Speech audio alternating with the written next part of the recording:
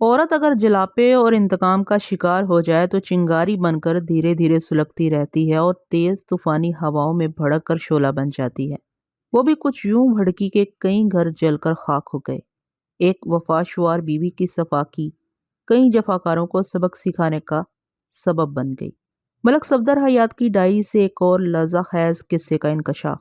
بعض اوقات ایسا بھی ہوتا ہے کہ موسم کی شدت کاروبار زندگی کو مفلوج کر کے رکھ دیتی ہے۔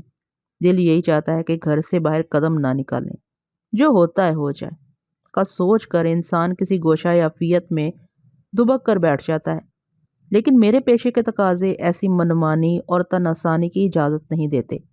فرض کی راہ میں ہر رکاوٹ اور مشکل کو توڑ کر آگے بڑھنا پڑتا ہے۔ موسم کی خرابی اور حالات کی سنگینی میرے پیشے پر کسی بھی طور اثر انداز نہیں ہو سکتی۔ یہ ہر صورت فرض کی ادائیگی لازم ٹھہراتی ہے۔ وہ موسم سرما کی ایک ٹھنڈی ٹھار صبح تھی۔ جہاں تک مجھے یاد پڑتا ہے جنوری کا پہلا یا دوسرا ہفتہ تھا۔ ان دنوں سردی اپنے عروج پر ہوتی ہے اور اس سال تو موسم سرما بڑی آن بان سے وارد ہوا تھا۔ اکتوبر کے آغاز ہی سے فضا میں ٹھنڈک رچ بس گئی تھی۔ آثار و اعتبار سے یہ لگتا تھا کہ اس بار موسم سرما مارچ تک کھنچا چلا جائے گا۔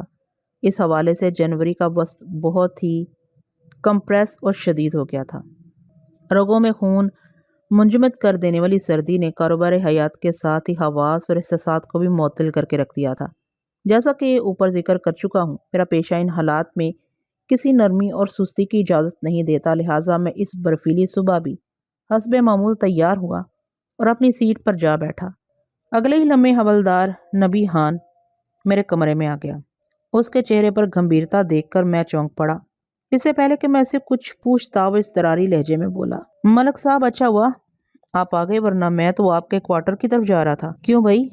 میں پوری طرح حوالدار کی جانب متوجہ ہو گیا۔ خیریت تو ہے نا؟ خیریت نہیں ہے جناب، وہ تشویش بھرے لہجے میں بولا۔ میں نے گہری سنجیدگی سے پوچھا، آخر ہوا کیا ہے؟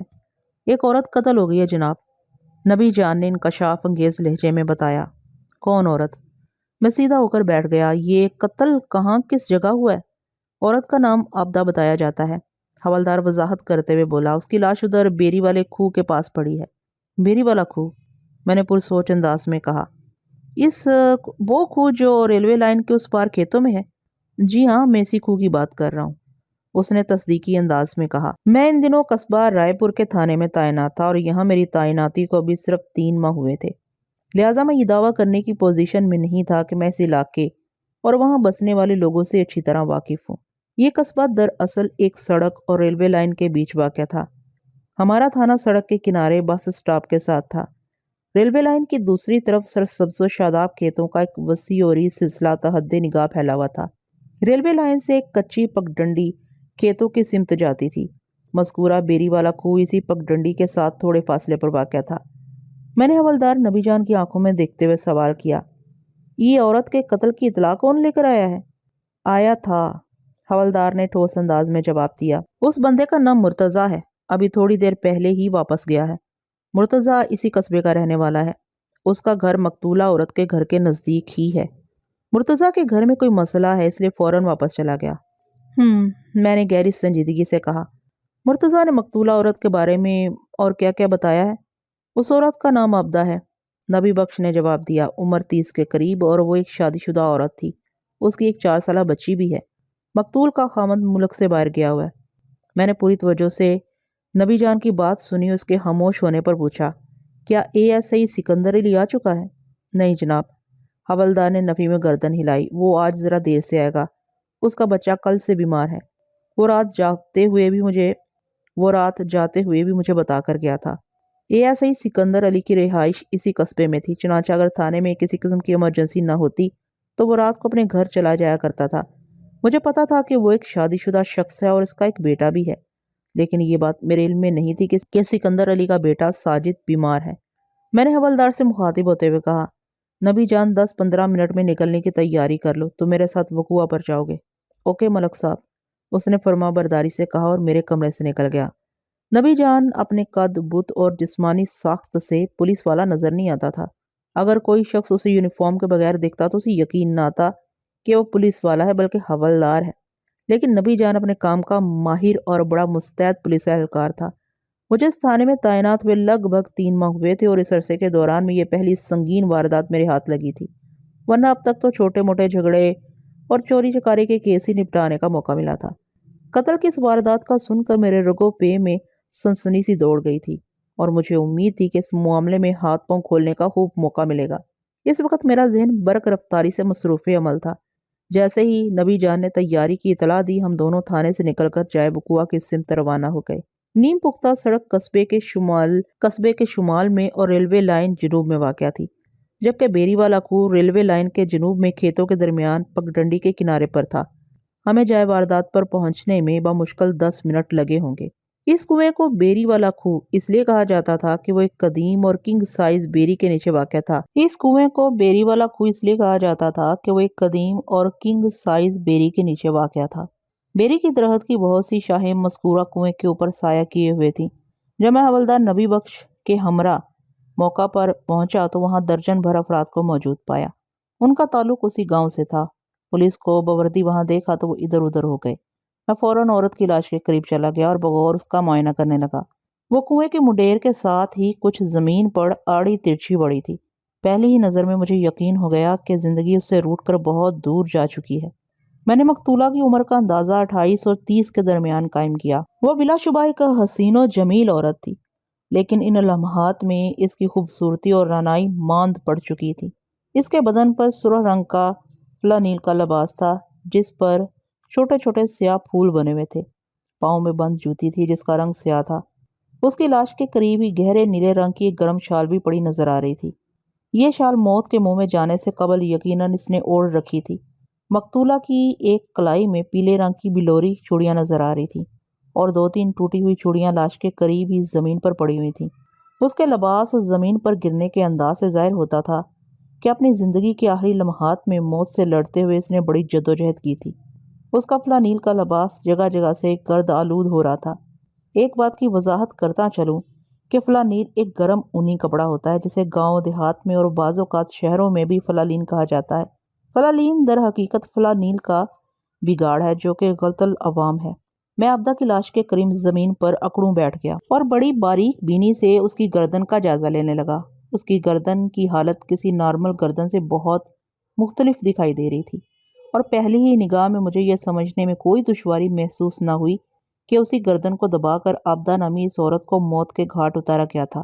میں نے اس بات کا بھی بخوبی اندازہ لگا لیا کہ مقتولہ کی گردن دبانے کے لیے کسی مضبوط رسی وغیرہ کا استعمال کیا گیا تھا۔ گردن کے محیط پر رسی کے مخصوص دباؤ کے واضح اثرات دیکھے جا سکتے تھے۔ لاش کے تفصیلی معائنے کے بعد میں اٹھ کر کھڑا ہو گیا، پھر حوالدار سے مخاطب ہوتے ہوئے کہا، نبی جان تم جائے وقوع کے گرد و پیش کا اچھی طرح جائزہ لو۔ جو حکم ملک صاحب۔ یہ کہتے ہوئے وہ اپنے کام میں جت گیا۔ میں وہاں موجود لوگوں کی طرف متوجہ ہو گیا اور انہیں مخاطب کرتے ہوئے استفسار کیا، تم میں سے اس بد نصیب کا رشتہ دار کون ہے؟ ہمارے آنے سے پہلے وہ لوگ عورت کی لاش کے قریب جمع تھے، مگر ہمیں دیکھتے ہی وہ کنویں سے دور ہٹ گئے تھے۔ میری پکار پر 50-55 سال کا ایک شخص آگے بڑھا اور ٹوٹے ہوئے لہجے میں بولا، میرا نام وزیر علی ہے، میں عابدہ کا سسر ہوں۔ وزیر علی متناسب قد اور بھاری جسم کا مالک تھا، رنگ سانولا اور توند نکلی ہوئی، سر کے بال کافی حد تک اڑ چکے تھے۔ اس نے اپنے چہرے پر ہلکی سی داڑھی بھی رکھی ہوئی تھی۔ اس سے پہلے کہ میں وزیر علی سے کوئی سوال کرتا، ایک صحت مند شخص تیزی سے آگے بڑھا اور اپنا تعارف کراتے ہوئے بولا، جناب تھانے دار صاحب، میرا نام راشد ہے، یہ عابدہ میری چھوٹی بہن ہے۔ میرا مطلب ہے یہ میری چھوٹی بہن تھی۔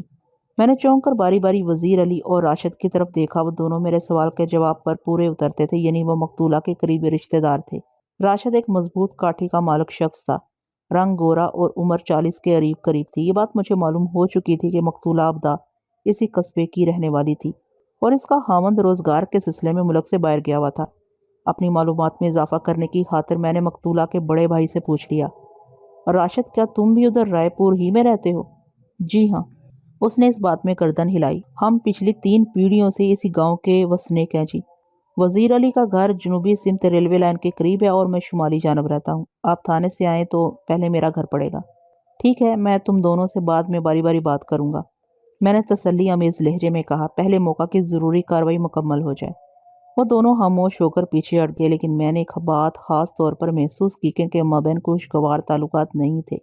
دونوں ایک دوسرے سے کھچے کھچے نظر آتے تھے اور کوشش کر کے ذرا دور دور کھڑے ہوئے تھے۔ میں ان کی باہمی رنجش کو نوٹ کیے بغیر نہ رہ سکا۔ میں نے لوگوں کو موقع واردات سے اس لیے بھی دور ہٹا دیا تھا کہ عین ممکن تھا مجھے قاتل تک رسائی حاصل کرنے کے لیے کھرا وغیرہ اٹھانے کی ضرورت پیش آ جاتی۔ میں وہاں پر موجود لوگوں سے پوچھ تاچھ میں مصروف ہی تھا کہ حوالدار تیز قدموں سے چلتے ہوئے میری طرف آ گیا۔ اس کے چہرے سے دبا دبا جوش جھلک رہا تھا۔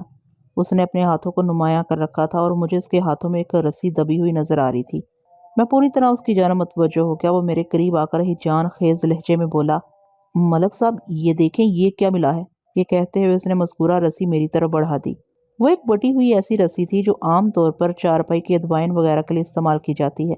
ہلکے بھورے رنگ کی اس رسی کی لمبائی میرے اندازے کے مطابق 9 یا 10 گرا رہی ہوگی، تقریباً 20-22 انچ۔ میں مقتولہ کی گردن کا تفصیلی جائزہ لے چکا تھا، لہٰذا اس رسی کو دیکھتے ہی میرے ذہن میں ایک جھماکا سا ہوا اور پہلا خیال یہی ابھرا کہ آبدہ کا گلا اسی رسی کی مدد سے دبایا گیا ہوگا۔ یہ تمہیں کہاں سے ملی ہے؟ جناب یہ کوہ کی پرلی طرف سے ملی ہے۔ یہ بتاتے ہوئے اس نے ریلوے لائن کی جانب اشارہ کیا جو کچی پگڈنڈی ریلوے لائن سے کھیتوں کی سمت آتی تھی۔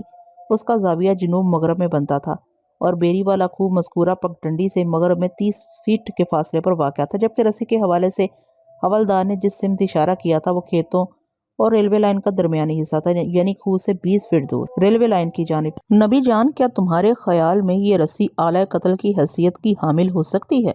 بالکل ٹھیک کہا آپ نے، وہ سرسراتی ہوئی آواز میں بولا۔ میں تو اسی انداز میں سوچ رہا ہوں، آپ نے مقتولہ کی گردن کی حالت دیکھی ہے نا؟ بڑی اچھی طرح دیکھی ہے نبی جان، میں نے گمبھیر انداز میں کہا۔ عمانی خیز انداز میں سر کو اس باتی جنبش دے کر رہ گیا۔ میں نے آئندہ چند منٹ میں حوالدار کی مدد سے جائے وقوع کا نقشہ تیار کیا، پھر بیری والے کوہ کے آس پاس کا وہ حصہ حصار زدہ بنا دیا جہاں سے قاتل کے سراغ کے سلسلے میں کھرا وغیرہ ملنے کے روشن امکانات تھے۔ اس کام سے فارغ ہونے کے بعد میں نے مقتولہ کی لاش کو سرکاری اسپتال بھجوانے کا بندوبست کیا اور اس کے ورثاء کی جانب متوجہ ہو گیا۔ جیسا کہ میں نے پہلے ذکر کیا ہے، میں نے ان دونوں افراد کے درمیان اچھا خاصا تناؤ محسوس کیا تھا۔ یہی تناؤ اس مرحلے پر بھی ایک مسابقت کی صورت میں ابھر کر سامنے آ گیا۔ راشد نے کہا، تھانے دار صاحب پہلے آپ مجھ سے سوال و جواب کریں۔ آبدہ میری چھوٹی بہن تھی، میں آپ کو زیادہ بہتر طور پر بتا سکتا ہوں کہ اس بیچاری کے ساتھ کیا ہوا ہوگا۔ وہ میرے بیٹے کی گھر والی تھی۔ وزیر علی نے ایک ایک لفظ پر زور دیتے ہوئے کہا، میری بہو اور میری اکلوتی پوتی کی ماں تھی۔ اس کے بارے میں پہلے مجھ سے پوچھ گچھ کریں جی۔ آپ لوگ آپس میں جھگڑا نہ کریں ورنہ اصل معاملہ کھٹائی میں پڑ جائے گا۔ میں تم دونوں کو بولنے کا پورا موقع دوں گا، لیکن ایک اصول کے تحت۔ کیسا اصول جی؟ وزیر علی نے الجھن زدہ نظروں سے میری جانب دیکھا۔ میں نے متحمل لہجے میں کہا، موسم کی سختی اس بات کی اجازت اور رعایت نہیں دیتی کہ یہاں کھلی فضا میں کچہری لگا کر مزید قیام کیا جائے۔ ہمیں کسی کے گھر کے اندر بیٹھ کر صبر و سکون سے بات کرنا چاہیے۔ لہٰذا میں نے لمحاتی توقف کر کے گہری سانس خارج کی اور ختمی انداز میں اپنا فیصلہ سنا دیا۔ لہٰذا جس کا گھر جائے وقوع سے قریب ہے پہلے میں اس کا بیان لوں گا، اس کے بعد دوسرے کی باری آئے گی۔ میرا فیصلہ سن کر وزیر علی مطمئن دکھائی دینے لگا، کیونکہ قرۂ سوال اس کے نام نکل آیا تھا۔ وہ ریلوے لائن کی دوسری طرف رہتا تھا، جبکہ راشد کا گھر قصبے کے دوسرے سرے پر واقع تھا، یعنی میرے تھانے کے نزدیک تھا۔ وہ اس فیصلے پر برا سا منہ بنا کر رہ گیا، تاہم اس نے زبان سے کچھ نہ کہا۔ میں نے اسے مخاطب ہوتے ہوئے کہا، راشد، مجھے پوری طرح اس بات کا احساس ہے کہ یہ سانحہ تمہارے لیے کتنا تکلیف دہ ہے۔ تمہیں فکر مند ہونے کی ضرورت نہیں۔ یہ میرا تم لوگوں سے وعدہ ہے کہ میں بہت جلد آبدہ کے قاتل کو گرفتار کر کے عدالت کے حوالے کر دوں گا اور اپنی سی کوشش کر کے اسے ایسی عبرتناک سزا دلواؤں گا کہ تم لوگوں کے کلیجے ٹھنڈے ہو جائیں گے۔ میں جان ہارنے والی آبدہ کو تو واپس نہیں لا سکتا، لیکن اس کے قاتل کو تلاش کر کے کیفر کردار تک پہنچانا میرا فرض ہے۔ حوالدار نبی جان کو میں نے مقتولہ کی لاش کے ساتھ سرکاری اسپتال روانہ کر دیا تھا، لہٰذا اس وقت میں اکیلا ہی تھا۔ نبی جان اسپتال سے فارغ ہونے کے بعد سیدھا تھانے آ جاتا۔ وزیر علی کا گھر ایک روایتی کچا مکان تھا۔ ریلوے لائن کی طرف پائے جانے والے اکثر مکانات کے آگے چھوٹے موٹے باغیچے اور سبزیوں وغیرہ کی کیاریاں بنی دکھائی دیتی ہیں۔ یہ مجھے راستے ہی میں پتہ چل چکا تھا کہ وزیر علی ایک دکاندار ہے۔ قصبے کے مین بازار میں اس کی پرچون کی دکان تھی۔ گھر میں بسنے والے افراد کی تعداد بھی محدود تھی، یعنی خود وزیر علی، اس کی بیوی ملکہ، بہو آبدہ جو اس دنیا کو چھوڑ کر اس دنیا کی باسی ہو چکی تھی، آبدہ کی 4 سالہ بیٹی فاخرہ، اور بس وزیر علی کا اکلوتا بیٹا مشتاق روزگار کے سلسلے میں پاکستان سے باہر گیا ہوا تھا۔ وزیر علی نے مجھے اپنے گھر کی بیٹھک میں بٹھایا۔ اس کی بیوی ملکہ بھی وہیں آ گئی۔ ملکہ کی عمر 50 کے آس پاس نظر آتی تھی۔ وہ گول چہرے والی ایک گوری چٹی اور فربا عورت تھی۔ اعظم آباد تفصیلی گفتگو کے نتیجے میں مجھے معلوم ہوا کہ پہلے بیٹے مشتاق کی پیدائش کے وقت کوئی زچگانہ پیچیدگی پیدا ہو گئی تھی اور یوں آئندہ کے لیے ماں بننے کی صلاحیت سے محروم ہو گئی تھی۔ مشتاق ان کی اکلوتی اولاد تھا اور وہ پچھلے 3 سال سے عراق میں تھا۔ ملکہ اور وزیر علی عابدہ کی المناک موت پر بڑے غمزدہ نظر آتے تھے۔ میں نے نہایت ہی مختصر الفاظ میں سانحے کے حوالے سے ہمدردی کا اظہار کیا اور ان سے وعدہ کیا کہ میں بہت جلد ان کے بہو کے قاتل کو نہ صرف ڈھونڈ لوں گا بلکہ عبرتناک سزا بھی دلواؤں گا۔ ملکہ نے بھرائی ہوئی آواز میں کہا، سمجھ میں نہیں آ رہا کہ عابدہ کو کس نے قتل کیا ہے۔ سمجھ میں آ جائے گا، میں نے ٹھہرے ہوئے لہجے میں کہا۔ پہلے اس بات کا پتہ چلانا ہوگا کہ آپ لوگوں کی بہو بیری والے کھوہ تک پہنچی کیسے؟ وہ اپنی مرضی سے گئی یا اسے زبردستی وہاں لے جایا گیا؟ وہ وہاں کس سے ملنے گئی تھی؟ وغیرہ وغیرہ۔ میں نے لمحاتی توقف کر کے گہری سانس لی اور اضافہ کرتے ہوئے کہا، یہ اور اسی طرح کے دیگر سوالات کے جواب آپ مجھے دیں گے، کیونکہ مقتولہ آپ کے پاس آپ کے گھر میں رہتی تھی۔ یہ تو ممکن نہیں کہ آپ کو کچھ پتہ ہی نہ ہو۔ میں بڑی سے بڑی قسم کھانے کو تیار ہوں تھانے دار صاحب، وزیر علی نے گھگھیائی ہوئی آواز میں کہا۔ میرے دماغ میں کچھ نہیں آ رہا، یہ سب کیا اور کیسے ہو گیا؟ ایک بات تو طے ہے کہ آپ کی بہو کو گلا دبا کر موت کے گھاٹ اتارا گیا ہے، میں نے گہری سنجیدگی سے کہا۔ اس کی گردن کی حالت تم نے بھی دیکھی ہے وزیر علی۔ مقتولہ کی لاش جس آڑے ٹیرے انداز میں کچی زمین پر بے ترتیب پڑی تھی، اس سے اندازہ ہوتا ہے کہ زندگی کو الوداع کہتے ہوئے اس نے موت سے لڑنے کی بھرپور کوشش کی تھی۔ یہ الگ بات ہے کہ اس کی پیش نہ چلی اور قاتل اپنے مقصد میں کامیاب ہو گیا۔ میں نے ایک مرتبہ پھر ایک لمحے کی خاموشی اختیار کی اور اپنی بات کو مکمل کرتے ہوئے کہا، اگر آپ لوگ مجھ سے تعاون نہیں کرو گے تو اس کیس کا کوئی نتیجہ سامنے نہیں آئے گا۔ میں نے راشد کے تیور دیکھے ہیں، وہ آپ لوگوں سے خاصا خفا نظر آتا ہے۔ یہ نہ ہو کہ اس کا کوئی بیان آپ کو کسی بڑی مصیبت میں مبتلا کر دے، لہٰذا میں نے سنسنی خیز انداز میں توقف کیا، پھر کہا، لہٰذا بہتر یہی ہے کہ آپ مجھ سے کچھ نہ چھپائیں۔ حقیقت سے آپ لوگ جس حد تک واقف ہیں مجھے بھی آگاہ کر دیں۔ بصورت دیگر مجھے راشد کی بات بڑی توجہ سے سننا پڑے گی اور اس کی بات پر کان بھی دھرنا پڑیں گے۔ میرے انداز میں ایک خاص قسم کی دھمکی چھپی ہوئی تھی۔ وہ مجھے بھول کر پریشان نظروں سے ایک دوسرے کو دیکھنے لگے۔ ان کے چہروں کے تاثرات سے واضح ہوتا تھا کہ وہ خود کو کسی بڑی مصیبت میں گھرا ہوا محسوس کر رہے ہیں۔ فوری طور پر میں فیصلہ نہ کر سکا کہ وہ کوئی اہم بات مجھ سے چھپانے کی کوشش کر رہے تھے یا پھر انہیں واقعی کسی بات کا علم نہیں تھا۔ میری تقلید میں وزیر علی بھی انہیں متذبذب، فکر مند اور الجھا ہوا دیکھا تو میں اٹھ کھڑا ہو گیا، پھر گہری سنجیدگی سے کہا، میں مقتولہ کے کمرے کا معائنہ کرنا چاہتا ہوں۔ میری تقلید میں وزیر علی بھی کھڑے ہوتے ہوئے بولا، آپ میرے ساتھ آئیں جی۔ میں اس کے پیچھے چل پڑا۔ وہ کمرہ اپنے اندرونی ماحول اور اشیاء کے حوالے سے بالکل ویسا ہی تھا جیسا کہ گاؤں دیہات کے گھروں کے کمرے ہوا کرتے ہیں۔ کمرے کے وسط میں 2 چارپائیاں پہلو بہ پہلو بچھی ہوئی تھیں اور دیگر ساز و سامان بھی اپنی اپنی جگہ پر رکھا نظر آ رہا تھا۔ کمرے میں ہمدرخت کے لیے صرف ایک دروازہ تھا۔ دروازے والی دیوار میں ایک بڑی سی کھڑکی بھی موجود تھی۔ یہ کھڑکی اور دروازہ باہر صحن میں کھلتے تھے۔ مقتولہ کے کمرے کی سامنے والی دیوار پر ایک فریم شدہ تصویر بھی آویزاں تھی، جس میں ایک مرد اور ایک عورت جڑ کر بیٹھے دکھائی دے رہے تھے۔ عورت کو تو میں نے فوراً پہچان لیا، وہ مقتولہ عابدہ کے سوا اور کوئی نہیں ہو سکتی تھی، جبکہ تصویر میں نظر آنے والا مرد یقیناً مقتولہ کا شوہر مشتاق تھا۔ میں نے اپنے اندازے کی تصدیق کی خاطر فریم کی جانب اشارہ کرتے ہوئے پوچھا، وزیر علی کیا یہ تمہارا بیٹا مشتاق ہے؟ آپ نے بالکل ٹھیک پہچانا تھانے دار صاحب، اس بات میں گردن ہلاتے ہوئے بولا۔ یہ فوٹو ان کی شادی کے فوراً بعد کی ہے۔ اس وقت تک فاخرہ پیدا نہیں ہوئی تھی۔ فاخرہ ان کی شادی کے 2 سال بعد اس دنیا میں آئی تھی۔ اب ماشاءاللہ وہ پورے 4 سال کی ہو گئی ہے اور مشتاق کو عراق گئے لگ بھگ 3 سال ہو گئے ہیں۔ میں نے پھولے ہوئے گالوں والے مشتاق کی تصویر کو گھورتے ہوئے کہا، میرے محتاط اندازے کے مطابق مشتاق ایک پستقامت اور فربا شخص ہونا چاہیے تھا۔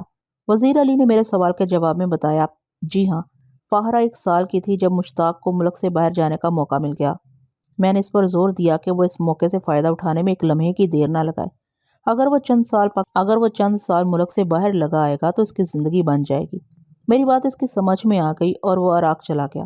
کیا ان 3 سالوں میں تمہارا بیٹا ملنے کے لیے پاکستان آیا؟ میں نے وزیر علی سے سوال کیا۔ یہ اس دور کا واقعہ ہے جب بیرون ملک جا کر روزی کمانے کے رجحان کا بھی آغاز ہوا تھا، خاص طور پر گاؤں دیہات میں رہنے والوں کے لیے یہ بالکل نیا اور سنسنی خیز تجربہ تھا۔ وزیر علی نے جواب دیا، نہیں جناب، وہ ان 3 سالوں میں ہم سے ملنے کے لیے ایک مرتبہ بھی یہاں نہیں آیا۔ البتہ 2-3 ماہ میں اس کی خیر خیریت کا خط آ جاتا ہے اور جواب میں ہم بھی اسے خط لکھ دیتے ہیں۔ بات دراصل یہ ہے کہ وہ 5 سال کا عزم لے کر عراق گیا تھا اور پروگرام یہی تھا کہ ان 5 سالوں میں وہ خوب محنت کرے گا، وہ اتنا جمع کر لے گا کہ یہاں واپس آنے کے بعد اسے کسی قسم کی محتاجی نہیں رہے گی۔ وہ بڑی آسانی سے کوئی بھی کاروبار شروع کر لے گا، لیکن اس نے جملہ نامکمل چھوڑ کر ایک سردہ سی سانس لی اور پھر دل گرفتہ لہجے میں بولا، لیکن اس واقعے کے بعد تو مشتاق کو پاکستان آنا ہی پڑے گا۔ میں آج یا کل کسی وقت بڑے ڈاک خانے جا کر مشتاق کو تار بھیجتا ہوں تاکہ وہ جتنی جلدی ممکن ہو یہاں آ جائے۔ وزیر علی تمہارا بیٹا جس عراقی مکینیکل فرم میں کام کرتا ہے، اس کا نام پتہ تو ہوگا تمہارے پاس؟ جی بالکل ہے، وہ جلدی سے اس بات میں گردن ہلاتے ہوئے بولا۔ میں نے مشتاق کے سارے خط سنبھال کر رکھے ہوئے ہیں۔ شروع کے خطوط میں اس نے اپنی کمپنی کے بارے میں بڑی تفصیل سے لکھا تھا، کمپنی کا نام، ایڈریس، فون نمبر وغیرہ سب ہے میرے پاس۔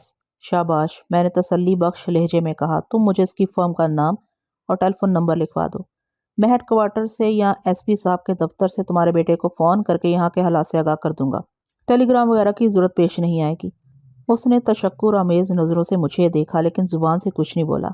میں نے ٹھہرے ہوئے لہجے میں کہا، وزیر علی، میں ایک مرتبہ پھر نرمی سے پوچھ رہا ہوں، اگر تم اپنی بہو کو پیش آنے والے واقعے کے بارے میں ذرا سا بھی جانتے ہو تو خاموش نہیں رہو۔ مجھے تفتیش کی گاڑی کو سٹارٹ کرنے کے لیے کوئی اشارہ چاہیے۔ وہ متذبذب انداز میں بولا، تھانے دار صاحب، آبدہ کا تو کوئی دشمن بھی نہیں تھا۔ سمجھ میں نہیں آتا وہ گھر سے کیسے نکلی اور بیری والے کھوہ پر کیا لینے گئی تھی جو کسی نے اس کی گردن دبا کر زندگی سے محروم کر دیا۔ وزیر علی، جس انداز میں تمہاری بہو کو موت کے گھاٹ اتارا گیا ہے وہ کسی دوست کا کارنامہ نہیں ہو سکتا۔ میں نے ایک ایک لفظ پر زور دیتے ہوئے کہا، تمہیں پتا ہو یا نہ ہو، لیکن میں یہ ماننے کو تیار نہیں ہوں کہ اس کا کوئی دشمن نہیں تھا۔ میں پہلی فرصت میں اس دشمن تک پہنچنا چاہتا ہوں تاکہ یہ پتہ چلایا جا سکے کہ اس قتل کی اصل وجہ کیا ہے۔ مجھے تو یہ لگتا ہے وزیر علی کہ میں نے دانستہ جملہ نامکمل چھوڑ کر سوالیہ نظروں سے اس کی طرف دیکھا تو وہ اضطراری لہجے میں مستفسر ہوا، آپ کو کیا لگتا ہے تھانے دار جی؟ مجھے یہ لگتا ہے کہ تمہاری بہو اپنی مرضی سے بیری والے کھوہ تک پہنچی تھی، میں نے گہری سنجیدگی سے کہا، اکیلی یا کسی کے ہمراہ۔ اس حقیقت کا بہت جلد پتہ چلا لیا جائے گا۔ میں نے جائے وقوع کو محفوظ کر دیا ہے، کھوجی کی مدد سے جب کھرا اٹھایا جائے گا تو صاف پتہ چل جائے گا پچھلی رات وہاں کس کس شخص کے فٹ پرنٹ کے نشانات پہنچے تھے۔ پھر دودھ کا دودھ اور پانی کا پانی الگ ہو جائے گا۔ میں یہ جاننے میں کامیاب ہو جاؤں گا کہ تمہاری بہو کب، کیسے اور کیوں بیری والے کھوہ پر گئی تھی۔ میری ان سنگین باتوں نے اس کی پریشانی میں کئی گنا اضافہ کر دیا۔ وہ گھبرائے ہوئے لہجے میں بولا، سوہنا رب خیر کرے جی۔ سوہنا رب تو ہمیشہ خیر ہی کرتا ہے وزیر علی، میں نے اس کی آنکھوں میں دیکھتے ہوئے سنسنی خیز لہجے میں کہا، لیکن یہ انسان بڑا ظالم اور فتنہ پرور ہے، اسے کسی کروٹ چین نہیں آتا، نت نئے ہنگامے کھڑے کرتا رہتا ہے۔ میرے ان معنی خیز جملوں کے جواب میں وہ کچھ نہیں بولا۔ پتہ نہیں کیوں مجھے اندر سے یہ احساس ہو رہا تھا کہ وزیر علی کو اس واردات کے حوالے سے کوئی ایسی بات پتہ ہے جو اس کیس کو حل کرنے میں مددگار ثابت ہو سکتی ہے۔ اگر وہ دیدہ دانستہ اس حرکت کا مرتکب ہو رہا تھا تو یہ اس کی سنگین غلطی تھی، کیونکہ جب کوئی انسان جانتے بوجھتے ہوئے جھوٹ بولتا ہے تو اس کے پیش نظر دو یا ان دو میں سے ایک مقصد ضرور ہوتا ہے۔ نمبر 1، وہ کسی خطرناک جرم کا ارادہ کر چکا ہوتا ہے۔ نمبر 2، وہ اپنے کسی بھیانک جرم کی پردہ پوشی کر رہا ہوتا ہے۔ دونوں صورتوں میں وہ مجرم کے خانے میں فٹ ہوتا ہے۔ اگر وزیر علی بھی اسی خانے کا باسی تھا تو میں مستقبل قریب میں اس کا حشر نشر کرنے والا تھا۔ میں نے اسے کریدنے کی کوشش کرتے ہوئے عام سے لہجے میں کہا، تمہارا اور تمہاری بیوی کا نام کچھ عجیب سا نہیں ہے؟ عجیب سا کیوں جی؟ وہ حیرت بھری نظر سے مجھے دیکھنے لگا۔ میں نے مذاق کے رنگ میں کہا، بیوی ملکہ اور شوہر وزیر، تمہیں یہ کیسا لگتا ہے کہ وزیر کی بیوی ملکہ ہوں؟ جناب، دراصل ملکہ تو بادشاہ کی بیوی ہوتی ہے اور وزیر بادشاہ کا نائب، وہ اپنی دانست میں وضاحت کرتے ہوئے بولا، لیکن یہ سارا چکر ناموں کی وجہ سے ہے۔ میں کسی بادشاہ کا وزیر نہیں، لیکن میرا نام وزیر علی ہے۔ ملکہ کسی بادشاہ کی نہیں بلکہ میری بیوی ہے۔ اچھا ٹھیک ہے، میں نے اس سلسلے میں نام کے وزیر کو زیادہ الجھانا مناسب نہ سمجھا اور معتدل لہجے میں کہا، اگر تم کہتے ہو کہ یہ محض ناموں کا چکر ہے تو میں تمہاری ہی بات کو درست مان لیتا ہوں۔ میں نے کوئی ایسی بات نہیں کی تھی کہ وزیر علی کے لیے جواب دینا لازم ٹھہرتا۔ وہ خاموش اور الجھن زدہ نظروں سے مجھے دیکھتا چلا گیا۔ میں نے سوالات کے حلقے کو تنگ کرتے ہوئے اس سے پوچھا، وزیر علی، آج کل تم لوگ رات کو کھانا کتنے بجے کھا لیتے ہو؟ وہ میرے ساتھ چلتے ہوئے بولا، آج کل موسم سرما اپنے عروج پر ہے، اس لیے سارے کام جلدی جلدی کرنا پڑتے ہیں۔ شام مغرب کی نماز کے بعد ہم کھانے کے لیے بیٹھ جاتے ہیں۔ مغرب کی نماز کے بعد؟ میں نے مقتولہ کی خوابگاہ سے واپس بیٹھک کی طرف جاتے ہوئے کہا، یعنی زیادہ سے زیادہ 6 بجے تک۔ جی ہاں، اس نے اس بات میں گردن ہلائی، یہی کوئی 6 سوا 6 بجے۔ اس کا مطلب ہے، میں نے برآمدے میں سے گزرتے ہوئے کہا، 7 बजे तक तुम लोग खाने से फारिग हो जाते होगे। उसने एक मर्तबा फिर इस बात में गर्दन हिलाई। मैंने बैठक में दाखिल होते हुए कहा, तुम लोग रात के खाने, इसका मतलब है, मैंने बरामदे में से गुजरते हुए कहा, 7 बजे तक तो तुम लोग खाने से फारिग हो जाते होगे। उसने एक मर्तबा फिर इस बात में गर्दन हिलाई। हम मलिका को बैठक में छोड़कर गए थे, वो भी हमारे बाद वहां से निकल गई थी। वो हमारे पीछे कमरे में तो नहीं आई, हो सकता है बावर्ची खाने में घुसकर हमारी बातें सुनने की कोशिश कर रही हो। बहरहाल जब हम बैठक में वापस आए तो वो वहां मौजूद नहीं थी। ताहम कबल इसके कि वजीर अली मेरे सवाल का जवाब देता मलिका की आवाज सुनाई दी, थानेदार जी, मैं आपको बताती हूँ। मैंने पलट कर अकब में देखा, मलिका एक छोटी सी बच्ची के साथ हमारी ही तरफ आ रही थी। मुझे बच्ची की जानिब एक टुक देखते पाकर मलिका ने तस्दीकी लहजे में कहा, ये मेरी पोतरी फाखरा है। काफी देर से बाहर बच्चों के साथ खेल रही थी। बच्चे बड़े मासूम और नन्हे मुन्ने होते हैं, लेकिन पता नहीं किस मिट्टी के बने होते हैं कि इन्हें जरा भी सर्दी नहीं लगती। हम बड़े सर्दी से ठुठर रहे हैं, मगर इन बच्चों को जरा भी परवाह नहीं। इनमें बेपनाह कुव्वत बर्दाश्त होती है। कुव्वत बर्दाश्त नहीं मलिका, बल्कि बेपरवाही और लावालिपन कहो। मैंने दिलकश नकूश वाली फाहरा की जानब देखते हुए कहा। मेरे आखिरी जुमले ने इन दोनों मियाँ बीवी को बेहद मलूल अफसुर्दा कर दिया। ये लोग अपने खेल कूद में इस हद तक मगन होते हैं कि इन्हें मौसम की सख्तियों का जरा भी एहसास नहीं होता, बल्कि ये यहाँ तक बेनियाज होते हैं कि इन्हें अपनी माँ की मौत का भी इदराक नहीं हो पाता। मेरे आखिरी जुमले ने इन दोनों मियाँ बीवी को बेहद मलूल अफसुर्दा कर दिया। ताहम नन्ही फाखरा टुकर टुकर हम सबकी सूरतें देखने लगी। मैंने सूरत हाल की गमजदगी को कम करने की गरज से इजाफा किया। इसलिए बुजुर्ग कहते हैं कि बच्चों में मुनाफकत, मसलहत और रियाकारी नहीं होती। वो तन और मन के सच्चे होते हैं, इनकी ज़ात में खुदा झलकता है। मलिका ने नज़र उठाकर मेरी तरफ देखा। मैंने कहा, मलिका तुम मुझे कुछ बताने वाली थी। उसने मेरे सवाल का जवाब देने से पहले फाखरा के नन्हे मुन्ने ठंडे ठार हाथों को अपनी मुट्ठियों में भरकर गर्म किया, उससे कहा कि वो बाहर जाए। फिर मेरी जानब मुतवज्जा होते हुए बोली, वो जी, आपने वजीर अली से जो पूछा था, मैं इसी की बात का जवाब देने आई थी कि हम रात के खाने के बाद क्या करते हैं। ठीक है, बताओ, मैंने गहरी संजीदगी से कहा। वो बोली, वजीर अली तो उधर बरामदे में चारपाई पर बैठकर खाना खाता है। हम तीनों बावर्ची खाने में चूल्हे के पास बैठकर खाती हैं। खाने के बाद थोड़ी बातें भी होती हैं। इस दौरान में आबदा बर्तन धोती थी और मैं फाखरा के लिए किस्से कहानियां करती। फिर हम सोने के लिए अपने अपने कमरों में चले जाते थे। सोने से पहले घर का बैरूनी दरवाज़ा कभी बंद करना नहीं भूला मैं, वजीर अली ने मजीद बताया।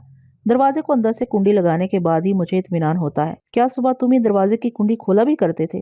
जी हाँ, उसने इस बात में गर्दन हिलाई। ये काम मेरे ही जिम्मे है। जब मुश्ताक घर में था तो मैं कभी से कहकर ये काम करवा लिया करता था। पिछले 3 साल से तो मुझे ही कुंडी चढ़ाना और उतारना पड़ रही है। क्या कल रात को भी सोने से पहले तुमने बैरूनी दरवाजे को अंदर से कुंडी लगाई थी? जी, मुझे अच्छी तरह याद है, उसने जवाब दिया। मैंने रात को दरवाज़ा बंद करके कुंडी लगाई थी और अपने कमरे में आ गया था और फिर हम सो गए थे। पिछली रात लगभग कितने बजे तुमने कुंडी चढ़ाई थी? मेरा ख्याल है इस वक्त 8 बजे होंगे। जब तुम बैरूनी दरवाजे को कुंडी लगाने गए तो इस वक्त तुम्हारी बहू सो चुकी थी? मैंने इसकी आंखों में देखते हुए सवाल किया। सो चुकी थी या जाग रही थी, इस बात का तो मुझे कुछ पता नहीं जनाब, वो उलझन ज़दा लहजे में बोला। हाँ, ये जानता हूँ कि आबदा और फाखरा इस वक्त कमरे के अंदर जा चुकी थी। तुमने घर के बैरूनी दरवाजे को कुंडी चढ़ाई और अपने कमरे में आ गए। मैंने खुद कलामी के से अंदाज में कहा, फिर तेज लहजे में पूछा, क्या तुम अपने कमरे में आने के बाद फौरन ही सो गए थे या तुम्हें देर से नींद आई थी? जनाब, मैं दिन भर दुकान में इस कदर थक जाता हूँ कि मुझे बिस्तर पर लेटते ही नींद आ जाती है। तुमने गुज़िश्ता रात कमोबेश 8 बजे घर के बैरूनी दरवाजे को अंदर से कुंडी लगाई और अपने कमरे में आकर सोने के लिए बिस्तर पर लेट गए। मैंने एक मरतबा फिर ख्याल अंगेज लहजे में कहा, और फिर तुम फौरन ही सो गए, यानी 8:30 या ज्यादा 9 बजे तक तुम गहरी नींद में जा चुके थे। जी हाँ, बिल्कुल ठीक कह रहे हैं, वो तायदी अंदाज में बोला। पिछली रात मेरे सर में दर्द भी हो रहा था। मैंने मलिका से कहा वो मेरा सर दबा दे। ये हल्के हल्के मेरा सर दबाने लगी। मुझे ऐसा सुकून मिला कि पता ही नहीं चला कब मैं सो गया। ठीक है, मैंने वजीर अली को छोड़कर उसकी बीवी मलिका की जानब तवज्जो की और इसकी आंखों में देखते हुए पूछा, पिछली रात जब वजीर अली सो गया तो उसके बाद तुम क्या करती रही थी? मैंने क्या करना था जी? वो एक गहरी सांस खारिज करते हुए बोली, जब वजीर अली के हराटों की आवाज उभरने लगी तो मैं भी अपनी चारपाई पर जाकर लेट गई थी। क्या तुम्हें लेटते ही नींद आ गई थी? नहीं जी, उसने नफी में गर्दन चटकी और बताया, मैं थोड़ी देर तक जागती रही थी। थोड़ी देर तक? मैंने बदस्तूर गहरी संजीदगी से पूछा। 10 मिनट, 20 मिनट, 30 मिनट, मेरा ख्याल है मैं कोई आधे घंटे तक जागती रही थी, मलिका ने बताया। मैंने पूछा, इस आधे घंटे में तुमने घर के अंदर किसी किस्म की आवाज उभरते सुनी थी, खास तौर पर सहन या बैरूनी दरवाजे की जानब से? नहीं जी, मैंने तो ऐसी कोई आवाज नहीं सुनी थी, वो नफी में सर हिलाते हुए बोली। मैं समझ रही हूँ आप ये सवाल किस हवाले से कर रहे हैं। وہ لمحے بھر کے لیے متوقف ہوئی، پھر اضافہ کرتے ہوئے بولی، آپ یہی اندازہ لگانے کی کوشش کر رہے ہیں نا کہ اگر آبدہ خود ہی گھر سے نکلی تھی تو میں نے اس کے جاتے ہوئے قدموں کی آواز سنی ہوگی، ہے نا؟ تمہارا اندازہ بڑی حد تک درست ہے ملکہ، میں نے تائیدی انداز میں کہا، لیکن اس سلسلے میں مجھے کوئی بہام یا غلط فہمی نہیں کہ آبدہ خود اپنی مرضی سے گئی تھی۔ اگر اس کے ساتھ کسی قسم کی زور زبردستی کی گئی ہوتی تو اس کے آثار گھر کے مختلف حصوں میں ضرور دکھائی دیتے اور وہ ہنگامہ مچتا کہ آپ دونوں لمبی تان کر پڑے سوتے نہ رہتے۔ یہ تو آپ بالکل ٹھیک کہہ رہے ہیں جناب، وزیر علی گمبھیر انداز میں بولا۔ گھر کے اندر یا باہر کسی قسم کی ابتری یا افراتفری نظر نہیں آئی، جس کا مطلب ہے میں نے اس کی بات مکمل ہونے سے پہلے ہی کہہ دیا کہ تمہاری بہو آبدہ اپنی مرضی سے گھر سے نکلی تھی۔ وہ دونوں متجب نظروں سے ایک دوسرے کو دیکھنے لگے۔ میں نے پوچھا، اس گھر میں صبح سب سے پہلے کون اٹھتا ہے؟ میں، وزیر علی نے جواب دیا۔ عام طور پر میں ہی پہلے اٹھتا ہوں، میں ملکہ کو جگاتا ہوں اور ملکہ جا کر آبدہ کو اٹھاتی ہے۔ میرا مطلب ہے اٹھاتی تھی، اب تو وہ کبھی نہ اٹھنے کے لیے سو چکی ہے۔ میں نے ٹھہرے ہوئے لہجے میں پوچھا، وزیر علی کیا آج صبح بھی تم ہی سب سے پہلے اٹھے تھے؟ نہیں جی، آج ملکہ کی آنکھ مجھ سے پہلے کھل گئی تھی۔ اس کی بھی ایک وجہ ہے، وہ میرے سوال کے جواب میں بتانے لگا۔ جیسا کہ میں نے آپ کو بتایا ہے کہ رات میرے سر میں درد ہو رہا تھا، اس لیے جب مجھے نیند آئی تو میں بے خبر سویا اور اپنے وقت پر صبح اٹھ نہ سکا۔ ملکہ نے میرا سر دبا کر مجھے ایسی پرسکون نیند میں پہنچا دیا تھا کہ معمول کے مطابق جاگ نہ سکا۔ ملکہ نے تمہیں جگایا، پھر وہ آبدہ کو اٹھانے چلی گئی؟ میں نے واقعات کی حقیقت تک رسائی حاصل کرنے کی کوشش کرتے ہوئے کہا۔ پھر ملکہ کی طرف دیکھتے ہوئے اضافہ کیا، کیا آبدہ تمہیں اپنے کمرے میں مل گئی تھی؟ نہیں جناب، وہ کمرے میں موجود نہیں تھی، اس نے جواب دیا۔ فاہرہ گہری نیند سو رہی تھی۔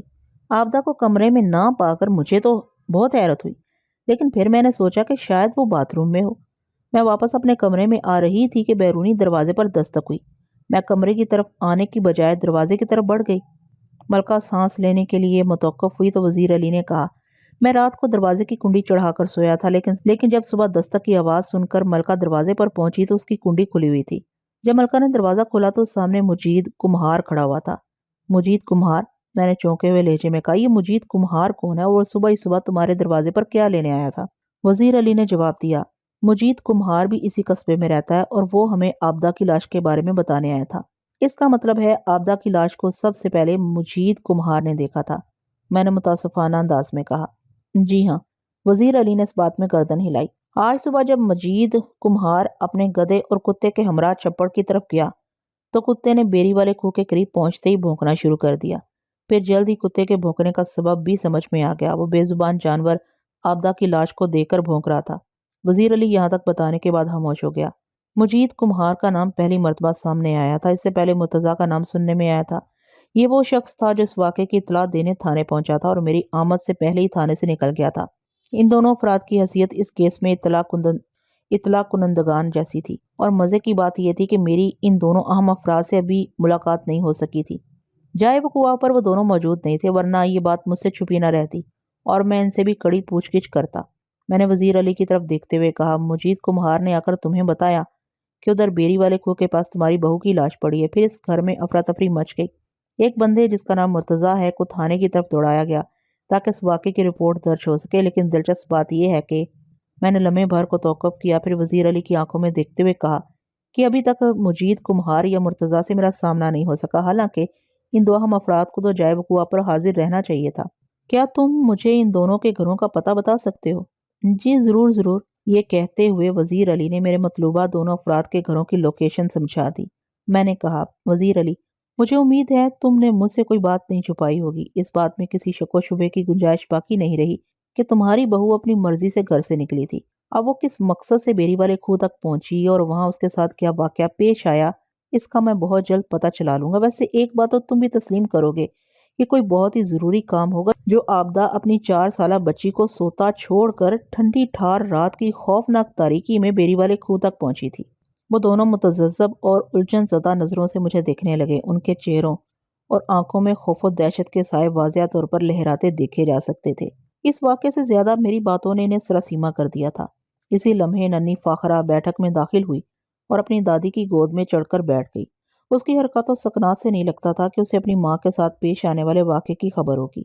وہ بڑی مطمئن اور پرسکون دکھائی دیتی تھی۔ میں نے ملکہ کی طرف دیکھتے ہوئے کہا، لگتا ہے یہ بچی تمہارے ساتھ ہلی ہوئی ہے۔ آپ کا اندازہ بالکل درست ہے تھانے دار صاحب، وہ بڑے دلار سے فاہرہ کے سر پر ہاتھ پھیرتے ہوئے بولی، یہ صرف رات کو سونے کے لیے اپنی ماں کے پاس جاتی ہے۔ پچھلے سال اس کا دودھ بھی چھڑا دیا گیا ہے۔ اس کے بعد تو یہ ہر وقت میرے ہی پاس رہتی ہے، یا پھر باہر بچوں کے ساتھ کھیلتی رہتی ہے۔ ماں کی سے زیادہ پرواہ نہیں ہوتی۔ میں ملکہ کے آخری جملے سے قطعاً اتفاق نہیں کر سکتا تھا۔ بچہ چاہے 1 دن کا ہو یا 100 سال کا ہو جائے، ہر حال میں اسے اپنی ماں کی ضرورت ہوتی ہے۔ ملکہ نے ننھی فاہرہ کے حوالے سے جو کچھ بھی کہا تھا وہ ایک دادی کی محبت کا منہ بولتا ثبوت تھا۔ اس کا مطلب یہ ہرگز نہیں تھا کہ وہ فاہرہ کے لیے عابدہ کے وجود کو غیر ضروری سمجھی تھی۔ میں اٹھ کر کھڑا ہو گیا۔ وزیر علی سمجھ گیا کہ میں نے جانے کا ارادہ کر لیا ہے۔ وہ بھی جلدی سے میری تقلید میں کھڑے ہوتے ہوئے بولا، 1 منٹ جناب۔ میں نے چونک کر سوالیہ نظروں سے اس کی طرف دیکھا اور وضاحت کرتے ہوئے بولا، آپ کو مشتاق کی کمپنی کا پتہ اور فون نمبر چاہیے تھا نا؟ آپ 1 منٹ رکے، میں اس کے خط لے کر آتا ہوں۔ میں رک گیا۔ تھوڑی دیر بعد وزیر علی اپنے بیٹے کے خطوط کا پلندہ اٹھا لایا۔ میں نے مشتاق کی میکینیکل فرم کا پتہ اور فون نمبر وغیرہ اپنے پاس نوٹ کر لیا۔ ان کے گھر سے رخصت ہونے سے پہلے میں نے ننھی فاخرہ کو پیار کیا اور بھاری دل کے ساتھ گھر سے باہر نکل آیا۔ وزیر علی میرے ساتھ ہی باہر آیا تھا۔ اس نے مجھ سے پوچھا، عابدہ کی لاش کب تک ہمیں مل جائے گی؟ میرا خیال ہے کل شام میں یا پھر پرسوں دن میں کسی وقت۔ میں نے پرسوچ لہجے میں کہا، ویسے تم اپنے ذہن میں پرسوں کا دن ہی رکھو، اور آپ مشتاق کو کب فون کریں گے؟ یہ کام تو میں آج ہی کر دوں گا۔ اچھا ہے، مشتاق پرسوں تک یہاں پہنچ جائے، وہ بھرائی ہوئی آواز میں بولا، تاکہ اس کی موجودگی میں لاش کے کفن دفن کا بندوبست کیا جا سکے۔ انشاءاللہ ایسا ہی ہوگا، میں نے آسمان کی طرف دیکھتے ہوئے کہا۔ وزیر علی نے بڑے بھرپور انداز میں میرا شکریہ ادا کیا اور میں وہاں سے رخصت ہو ہی رہا تھا کہ ASI سکندر علی کو اپنی جانب آتے دیکھا۔ مقتولہ کے بھائی راشد کا گھر قصبہ رائے پور کے سامنے والے حصے میں واقع تھا۔ یہ جگہ میرے تھانے سے بہت قریب تھی۔ راشد کے گھر کی طرف جاتے ہوئے میں نے ASI سے استفسار کیا، سکندر علی تمہارے بیٹے کو کیا ہو گیا ہے؟ حکیم جی نے نمونیا بتایا ہے، اس نے بھرائی ہوئی آواز میں جواب دیا۔ اب اس کی طبیعت کیسی ہے؟ میں نے ہمدردی بھرے لہجے میں پوچھا۔ حکیم نے علاج شروع کیا یا نہیں؟ علاج پچھلے 2 دن سے جاری ہے ملک صاحب، سکندر علی نے بتایا۔ کوئی واضح فرق تو محسوس نہیں ہوتا، لیکن حکیم جی بہت پر امید ہیں۔ انہوں نے کہا ہے کہ آنے والے 1-2 دن میں بچہ ٹھیک ہو جائے گا، لیکن مکمل صحت یابی میں 8-10 دن مزید لگیں گے۔ اللہ تمہارے بیٹے کو جلد از جلد صحت یاب کرے، میں نے دعائیہ انداز میں کہا۔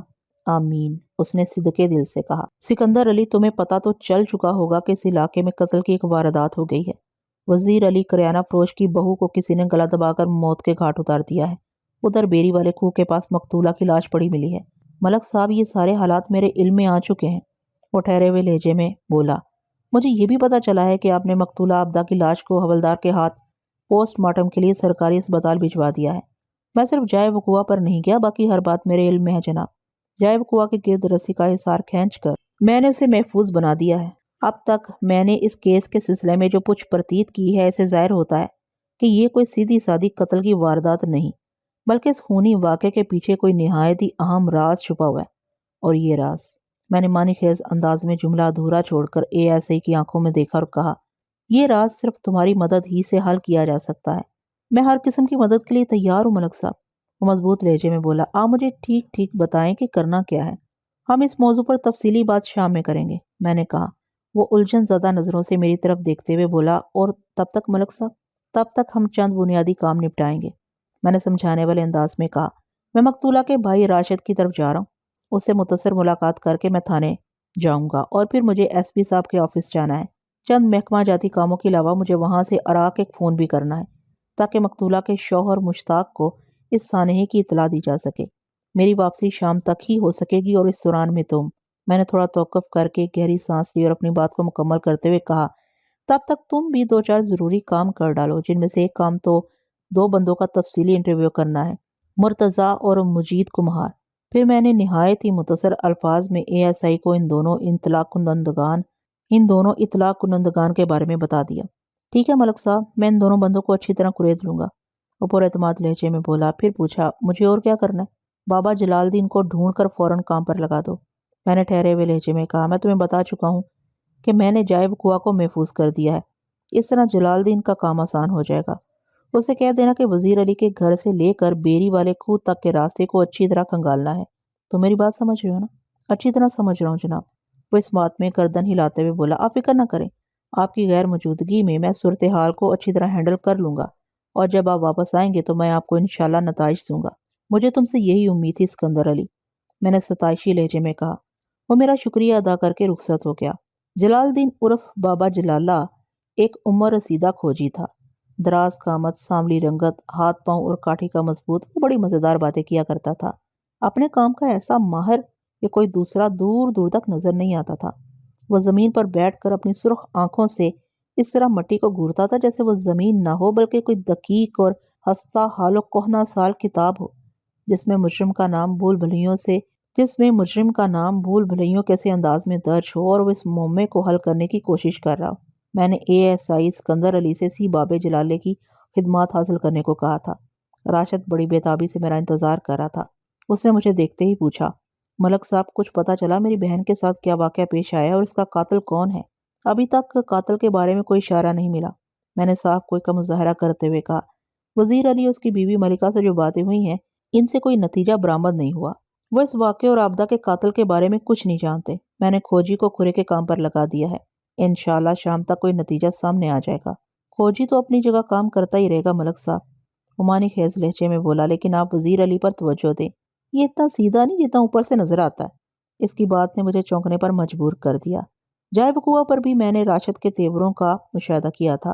وہ وزیر علی سے خاصا نالا اور خفا نظر آتا تھا۔ ان دونوں کے بیچ ضرور کوئی ایسا پیچ موجود تھا جس کا کھولنا ضروری تھا۔ میں نے اس کی آنکھوں میں دیکھتے ہوئے گہری سنجیدگی سے کہا، راشد تم کہنا کیا چاہتے ہو؟ راشد کی عمر 40 کے آس پاس تھی۔ وہ غلہ منڈی میں ایک آڑھتی حاجی مراد کا منشی تھا، لیکن اس واقعے کی وجہ سے وہ آج دکان پر نہیں گیا تھا۔ راشد کے باپ ارشد کا انتقال ہو چکا تھا۔ 60 سالہ بوڑھی والدہ اللہ رکھی اس کے ساتھ رہتی تھی۔ راشدہ کی بیوی کا نام بلقیس تھا۔ ان کی اولادوں میں 2 بیٹے حفیظ اور عارف اور ایک بیٹی آمنہ تھی۔ آمنہ کی عمر 8 سال رہی ہوگی۔ دونوں بھائی اس سے چھوٹے تھے۔ حفیظ 7 اور عارف 5 سال کا تھا۔ راشد اور بلقیس کی شادی کو 10 سال ہو گئے تھے۔ میرے سوال کے جواب میں راشد نے بتایا، جناب اگر میرا بس چلے تو اس شخص کو میں اتنے جوتے ماروں کہ اس کے سر پر ایک بال نہ رہے۔ بغیرتی اور کمینگی کی بھی کوئی حد ہوتی ہے، مگر اس نے تو تمام حدیں ہی توڑ ڈالی ہیں۔ میں تو ابھی تک یہی سمجھ رہا تھا کہ راشد محض وزیر علی کو ناپسند کرتا ہے، لیکن راشد کے حالیہ غصیلے انداز سے ظاہر ہوتا تھا کہ وہ اسے شدید نفرت کرتا ہے۔ یہ اس کیس کا ایک نیا، انوکھا اور سنسنی خیز زاویہ تھا۔ مجھے امید ہو چلی کہ اگر میں نے راشد کو اچھی طرح ہینڈل کر لیا تو کوئی نہ کوئی ایسا سرا ضرور میرے ہاتھ آ جائے گا جسے تھام کر میں قاتل تک پہنچ سکوں گا۔ میں نے بڑی توجہ سے اس کی بات سنی اور اس کے خاموش ہونے پر کہا، راشد تم مجھے تفصیل سے بتاؤ کہ وزیر علی سے تمہیں کیا شکایات ہیں؟ شکایات؟ وہ اس اکلوتے لفظ کو چباتے ہوئے بولا، جناب بات شکوے اور شکایت کی نہیں ہے، انسان میں انسانیت ہونا چاہیے۔ اس بندے کا میری بہن کے ساتھ جو سلوک ہے وہ بہت ہی غیر انسانی اور غیر اخلاقی ہے۔ میں غصے کی شدت میں وہ جملہ نامکمل چھوڑ کر خاموش ہو گیا۔ میں نے دیکھا وہ اپنے دونوں ہاتھوں کی مٹھیوں کو کھول بند کر رہا تھا۔ میں نے پچکارنے والے انداز میں کہا، راشد میں جاننا چاہتا ہوں کہ وزیر علی میں کون کون سی غیر اخلاقی اور غیر انسانی عادت ہے، خاص طور پر تم اپنی بہن آبدہ کے حوالے سے بتاؤ۔ وہ کمینہ میری بہن کے کردار پر شک کرتا تھا، وہ زہریلے لہجے میں بولا۔ کردار پر شک؟ میں نے سوالیہ نظروں سے راشد کو دیکھا۔ کیا مطلب ہے تمہارا؟ وہ عورت جو اس کی بہو تھی یہ اسی کے گھر میں رہتی تھی، وہ اسی کی ذات کو شک کی نگاہ سے دیکھتا تھا، لیکن وہ ایسا لگتا تو نہیں۔ تھانے دار صاحب میں نے تو آپ سے پہلے ہی کہا تھا کہ وہ بظاہر جتنا سیدھا اور شریف نظر آتا ہے ایسا نہیں ہے، وہ طنزیہ لہجے میں بولا۔ اور اس مردود کی یہ خبیث خصلت بھی آبدہ کی شادی کے بعد ہی سامنے آئی تھی۔ ہم نے تو مشتاق کو دیکھ کر اس رشتے کے لیے حامی بھر دی تھی۔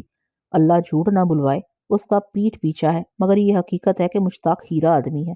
وہ جب تک یہاں رہا میری بہن کو کسی قسم کی پریشانی نہیں ہوئی، لیکن اس کے عراق جاتے ہی ایک سے بڑھ کر ایک مسئلہ کھڑا ہونے لگا۔ میں نے تو سوچ لیا تھا جناب کہ اگر بات زیادہ بڑھی تو میں آبدہ کو اپنے گھر واپس لے آؤں گا۔ وہ ماں بیٹی مجھ پر بوجھ نہیں بن سکتی۔ جب مشتاق عراق سے واپس آتا تو میں اسے اپنے پاس بٹھا کر بات کرتا، پھر جو بھی فیصلہ ہوتا، مگر میں سوچتا ہی رہا اور میری بہن جان سے چلی گئی۔ آبدہ کی المناک موت ایک افسوسناک واقعہ ہے جس کا جتنا بھی سوگ منایا جائے کم ہے، میں نے راشد کے زخموں پر الفاظ کا مرہم رکھتے ہوئے کہا۔ میری یہ کوشش ہے کہ میں جلد از جلد تمہاری بہن کے قاتل تک پہنچ جاؤں۔ اس سلسلے میں مجھے تمہارے تعاون کی ضرورت ہے راشد، تمہاری مدد کے بغیر میں ایک انچ آگے نہیں بڑھ سکتا۔ صورتحال نے جیسی نازک اور حساس پٹری پکڑ لی تھی، اس کا تقاضا تھا کہ میں بڑی احتیاط کے ساتھ راشد کے دل اور دماغ کو ٹٹولوں تاکہ یہ ملاقات نتیجہ خیز ثابت ہو سکے۔ میری بات کے جواب میں اس نے کہا، جی حکم کریں، آپ مجھ سے کس قسم کا تعاون چاہتے ہیں؟ میں نے اپنے لہجے کو پراسرار بناتے ہوئے کہا، راشد اس وقت کمرے میں ہم دونوں کے سوا اور کوئی بھی نہیں۔ یہ بھی حقیقت ہے کہ ہماری آواز کمرے کے باہر سنی نہیں جا سکتی، لہٰذا تم بے فکری سے اپنے دل کی بات کہہ دو۔ کیا تم وزیر علی کو آبدہ کا قاتل سمجھتے ہو؟ اس نے بڑی تیزی سے پلکیں چھپکائیں اور اضطراری لہجے میں بولا، میرا یہ مطلب تو نہیں تھا جناب۔ گویا میں نے بدستور اس کی آنکھوں میں دیکھتے ہوئے کہا، تم یہ کہنا چاہتے ہو کہ وزیر علی آبدہ کا قاتل نہیں؟ جناب، وہ متذبذب لہجے میں بولا، دراصل میں وزیر علی کے قاتل ہونے یا نہ ہونے کی بات نہیں کر رہا تھا، میں تو اس کی کم ظرفی اور گھٹیا پن کے بارے میں آپ کو بتا رہا تھا۔ اچھا، تو تم صرف یہ کہنا چاہتے تھے کہ وزیر علی کو تمہاری بہن کے کردار پر شک تھا؟ میں نے ٹھہرے ہوئے لہجے میں پوچھا۔ جی ہاں، مجھے اس پر اسی بات کا غصہ ہے، وہ دانت پیستے ہوئے بولا۔ کیا اس حوالے سے اس نے کسی شخص کا نام بھی لیا تھا؟ میں نے پوچھا، میرا مطلب ہے مقتولہ کے کردار کے حوالے سے۔ جی نہیں، ایسا کوئی نام سامنے نہیں آیا، وہ نفی میں گردن ہلاتے ہوئے بولا، اور دکھ کی بات تو یہ ہے کہ اس مردود نے اس سلسلے میں مجھ سے بات نہیں کی بلکہ ایک غیر کے سامنے بکواس کی، اور اڑتی اڑتی یہ خبر میرے کانوں تک پہنچ گئی۔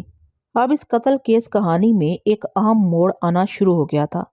میں نے محسوس کیا کہ وہ اہم سرا میرے ہاتھ لگنے ہی والا تھا جس کی تلاش میں پچھلے کئی گھنٹے سے سر کھپا رہا تھا۔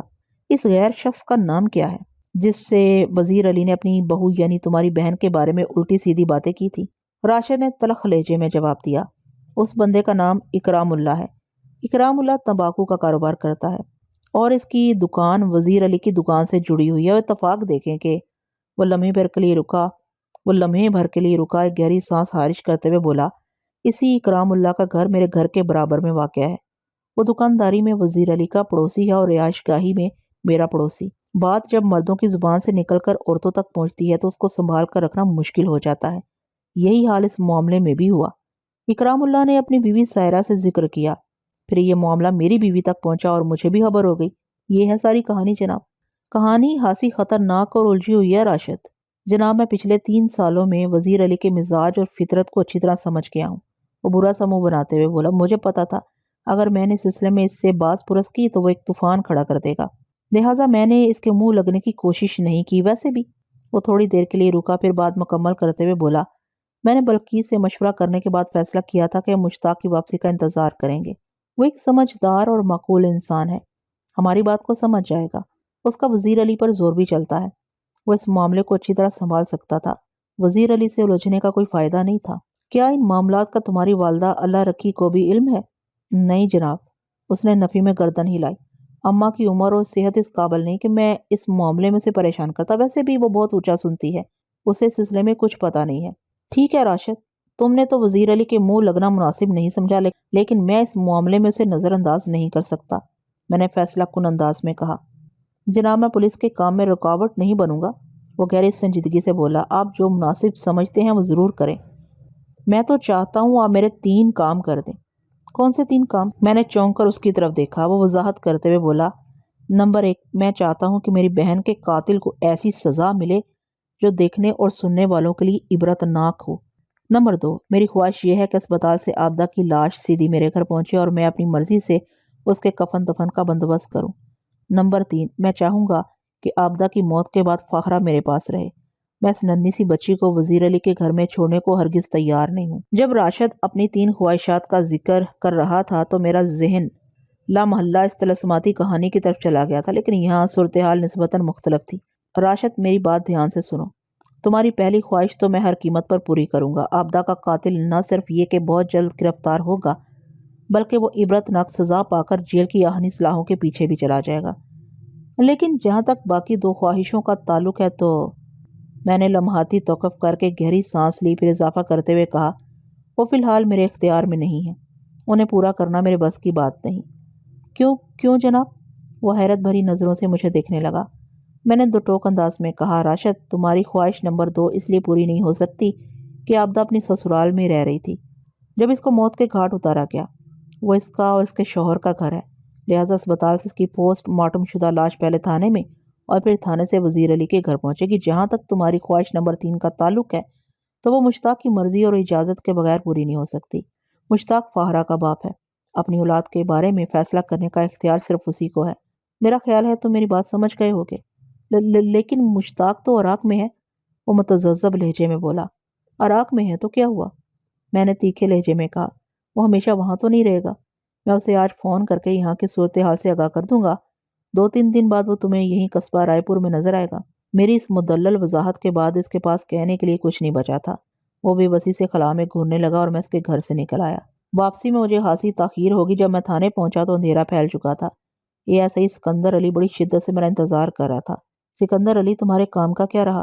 اس نے جواب دیا، ملک صاحب، میں نے آپ کے حکم کے مطابق مرتضیٰ اور مجید کمہار کو تھانے بلا کر ان سے پوچھ گچھ کی ہے، لیکن وہ دونوں کسی ایسی بات سے واقف نہیں ہیں جو اس قتل کیس کو حل کرنے میں مددگار ثابت ہو۔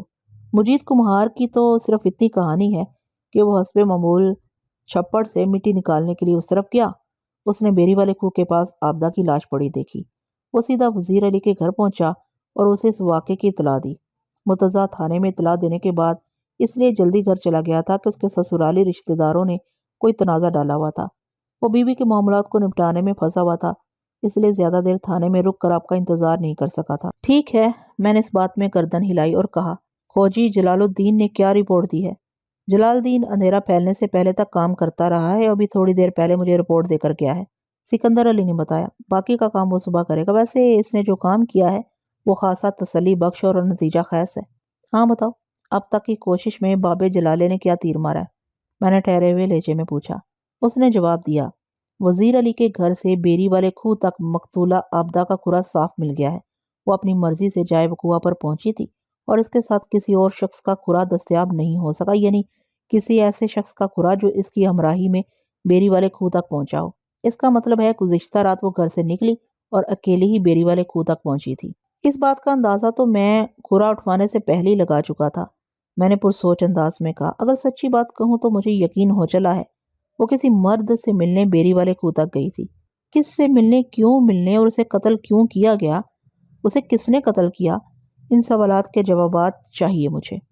میں نے لمحاتی توقف کیا اور ایک گہری سانس خارج کی اور اضافہ کرتے ہوئے پوچھا، جلال الدین جائے وقوع کے بارے میں کیا رپورٹ دیتا ہے؟ جائے وقوع پر 4-5 افراد کے فٹ پرنٹس ملے ہیں، جن میں صرف ایک مرد اور باقی سب عورتوں بشمول آبدہ کے قدموں کے نشانات ہیں۔ کھو پر عموماً عورتیں ہی پانی بھرنے جاتی ہیں، لہٰذا یہ کوئی غیر معمولی بات نہیں، لیکن جلال الدین نے الجھن زدہ انداز میں کہا تھا کہ ایک بات اس کی سمجھ میں نہیں آئی، لہٰذا پوری طرح تصدیق کرنے کے بعد وہ اس کے بارے میں بتانے لگا۔ وہ بات یقیناً اس مرد کے حوالے سے ہوگی جس کے قدموں کے نشانات بیری والے کھو پر پائے گئے ہیں، میں نے اظہار خیال کرتے ہوئے کہا۔ شاید وہ انہی نشانات کے بارے میں کسی حتمی نتیجے پر پہنچنا چاہتا ہے۔ ایسی کوئی بات نہیں جناب، یہ ایسے ہی سنجیدگی سے بولا۔ اس مرد کے قدموں کے نشانات کو تو جلال الدین نے کوئی اہمیت ہی نہیں دی، اسے یقین ہے کہ وہ کھرا 3-4 روز پرانا ہے، لہٰذا گزشتہ رات والی واردات سے اس مرد کا کوئی تعلق نہیں ہو سکتا۔ اوہ، میں نے متاسفانہ انداز میں سر کو مخصوص جنبش دی اور کہا، تو کیا جلال الدین کا یہ خیال ہے کہ پچھلی رات وہاں کوئی مرد گیا ہی نہیں، کہ آبدہ کو کسی عورت نے قتل کیا ہے؟ میں نے عرض کیا ہے نا جناب، سکندر علی نے آہستگی سے کہا۔ جلال الدین نے کوئی واضح بات نہیں کی۔ جو سوالات آپ کے ذہن میں ابھر رہے ہیں یہ میں نے بھی اسے پوچھے تھے، لیکن اس نے یہی کہا ہے کہ وہ صبح ایک مرتبہ پھر جائے وقوع کا جائزہ لے گا، اس کے بعد ہی کوئی فیصلہ کن بات کرے گا۔ میں نے محسوس کیا ہے کہ وہ کسی نقطے پر بری طرح الجھا ہوا تھا۔ ٹھیک ہے سکندر علی، میں نے سوچ میں ڈوبے ہوئے لہجے میں کہا، میں صبح تک انتظار کر لوں گا، دیکھتے ہیں جلال الدین کون سا سنسنی خیز انکشاف کرتا ہے، بلکہ میں کل اس کے ساتھ رہوں گا، پھر ساری صورتحال مجھ پر واضح ہو جائے گی۔ ہاں سر، یہ زیادہ مناسب ہوگا، سکندر علی نے تائیدی انداز میں کہا۔ پھر پوچھا، آپ مجھ سے کوئی ضروری بات کرنے والے تھے، بلکہ مجھے کوئی اہم ذمہ داری سونپنے والے تھے؟ ہاں سکندر علی، میں نے راشد کے گھر کی طرف جاتے ہوئے تم سے ایسا کہا تھا کہ شام میں ہم کسی اہم معاملے پر ڈسکس کریں گے، میں نے اس بات میں گردن ہلاتے ہوئے کہا۔ اس وقت میرے ذہن میں صرف اتنا تھا کہ مقتولہ کا کسی مرد سے کوئی چکر ہو سکتا ہے، وہ اسی شخص سے ملنے بیری والے کے اوپر گئی، پھر ان کے درمیان کوئی مسئلہ اٹھ کھڑا ہوا اور اس شخص نے گردن دبا کر آبدہ کو موت کے گھاٹ اتار دیا۔ تم چونکہ اسی قصبے کے رہنے والے ہو، لہٰذا میرا خیال تھا کہ تم ایسے مرد کا سراغ لگانے کے لیے میری بھرپور مدد کر سکو گے، لیکن میں نے جملہ ادھورا چھوڑا تو سکندر علی نے اضطراری لہجے میں کہا، لیکن کیا ملک صاحب؟ لیکن یہ کہ، میں نے گہری سنجیدگی سے کہا، اب صورتحال خاصی تبدیل ہو چکی ہے، بلکہ خاصی آسان ہو چکی ہے۔ میں کچھ سمجھا نہیں جناب، وہ الجھن زدہ نظروں سے مجھے دیکھنے لگا۔ میں نے وضاحت کرتے ہوئے کہا، سکندر علی، مجھے پہلے صرف شک تھا، میرا اندازہ تھا کہ مقتولہ کسی مرد سے ملاقات کرنے بیری والے کنویں پر پہنچی تھی، لیکن راشد سے ملاقات کے بعد میرے اندازے کی تصدیق ہو گئی ہے۔ افسوس کہ وزیر علی نے مجھ سے ایک اہم بات چھپائی ہے۔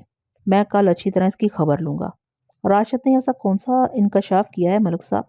وہ متجسس نظروں سے مجھے دیکھنے لگا۔ میں نے نہایت ہی مختصر الفاظ میں سکندر علی کو اس معاملے سے آگاہ کیا جس کے ڈانڈے وزیر علی، اکرام اللہ، سائرہ، بلقیس اور راشد تک پھیلے ہوئے تھے۔ وزیر علی کو اپنی بہو کے کردار کے حوالے سے جو خدشات تھے وہ اس نے اکرام اللہ کے گوش گزار کیے تھے۔ بات اکرام اللہ سے اس کی بیوی سائرہ تک پہنچی۔ سائرہ نے ڈھکے چھپے الفاظ میں بلقیس کی سماعت کو سیراب کیا اور آبدہ کا متنازع کردار راشد تک پہنچ گیا، جب ہی وہ وزیر علی سے شدید نفرت کرتا تھا اور اس دن کا منتظر تھا جب مشتاق عراق سے واپس آئے تاکہ وہ اس سے فیصلہ کن بات کر سکے۔ لیکن ملک صاحب، سکندر علی سوالیہ نظروں سے مجھے دیکھتے ہوئے بولا، یہ تو اچھا ہوا کہ ایک ایسا پہلو سامنے آ گیا جو اس کیس کو حل کرنے میں مددگار ثابت ہوگا، مگر وہ شخص کون ہے جس کے حوالے سے وزیر علی کو اپنی بہو کا کردار میلا نظر آتا تھا؟ جب تک اس بندے کا پتہ نہ چلے تفتیش کی گاڑی آگے نہیں بڑھ سکتی۔ میں تمہاری بات سے اتفاق کرتا ہوں سکندر علی، میں نے گمبھیر انداز میں کہا۔ اس شخص کی نشاندہی بہت ضروری ہے جس سے ملاقات کرنے رات کی تاریکی میں آبدہ بیری والے کھو پر گئی تھی۔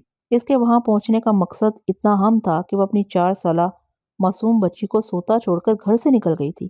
میں نے تھوڑا توقف کیا پھر اضافہ کرتے ہوئے کہا، جہاں تک مذکورہ مطلوبہ آدمی تک رسائی کا تعلق ہے تو یہ کام ہم دونوں مل کر کریں گے سکندر علی۔ میں کل پہلی فرصت میں اکرام اللہ کی دکان پر جا کر اسے ٹٹولتا ہوں، پھر دودھ کا دودھ اور پانی کا پانی الگ ہو جائے گا۔ یہ پتہ چل جائے گا کہ راشد کے بیان کے مطابق وزیر علی نے اپنی بہو کے کردار سے متعلق اکرام اللہ سے کوئی الٹی سیدھی باتیں کی تھی یا نہیں۔ اگر کی تھی تو وہ باتیں کیا تھیں؟ اس کہانی میں مرد کا کردار کس شخص نے کیا تھا؟ اور اگر اکرام اللہ اس حوالے سے تردید کر دیتا ہے تو پھر وزیر علی کی ڈانٹ ٹپٹ کا کوئی جواز نہیں بنتا۔ اس صورت میں راشد کی گوشمالی ضروری ہو جاتی ہے۔ عورتوں، میں نے ایک مرتبہ پھر توقف کر کے سانس کو ہموار کیا اور سلسلہ کلام کو جاری رکھتے ہوئے کہا، اور تم اپنی بیوی کو سائرہ کے پیچھے لگا دو۔ تم اسی علاقے میں رہتے ہو، تمہاری بیوی سائرہ کو اچھی طرح جانتی ہوگی۔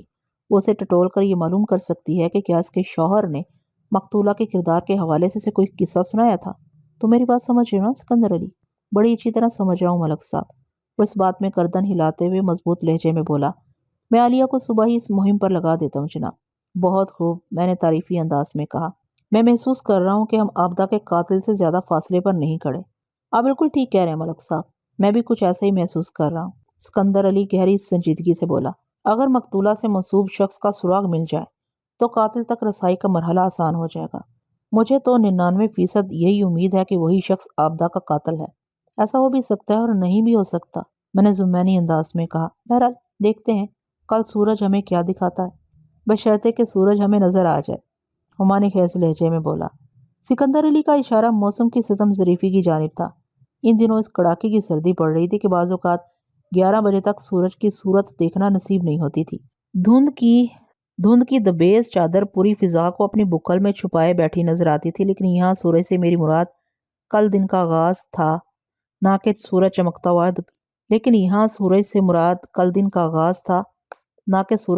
ہوا دکھائی دیتا۔ جناب، یہ بات آپ کے علم میں ہے کہ میرا بیٹا ساجد بیمار ہے، وہ گہری سنجیدگی سے وضاحت کرتے ہوئے بولا۔ کل سائرہ کو آرام کرنے کے لیے عالیہ زیادہ وقت گھر سے باہر گزارے گی، لہٰذا ساجد کے پاس مجھے رکنا پڑے گا۔ ہمارے گھر میں ہم تینوں کے سوا اور کوئی نہیں رہتا۔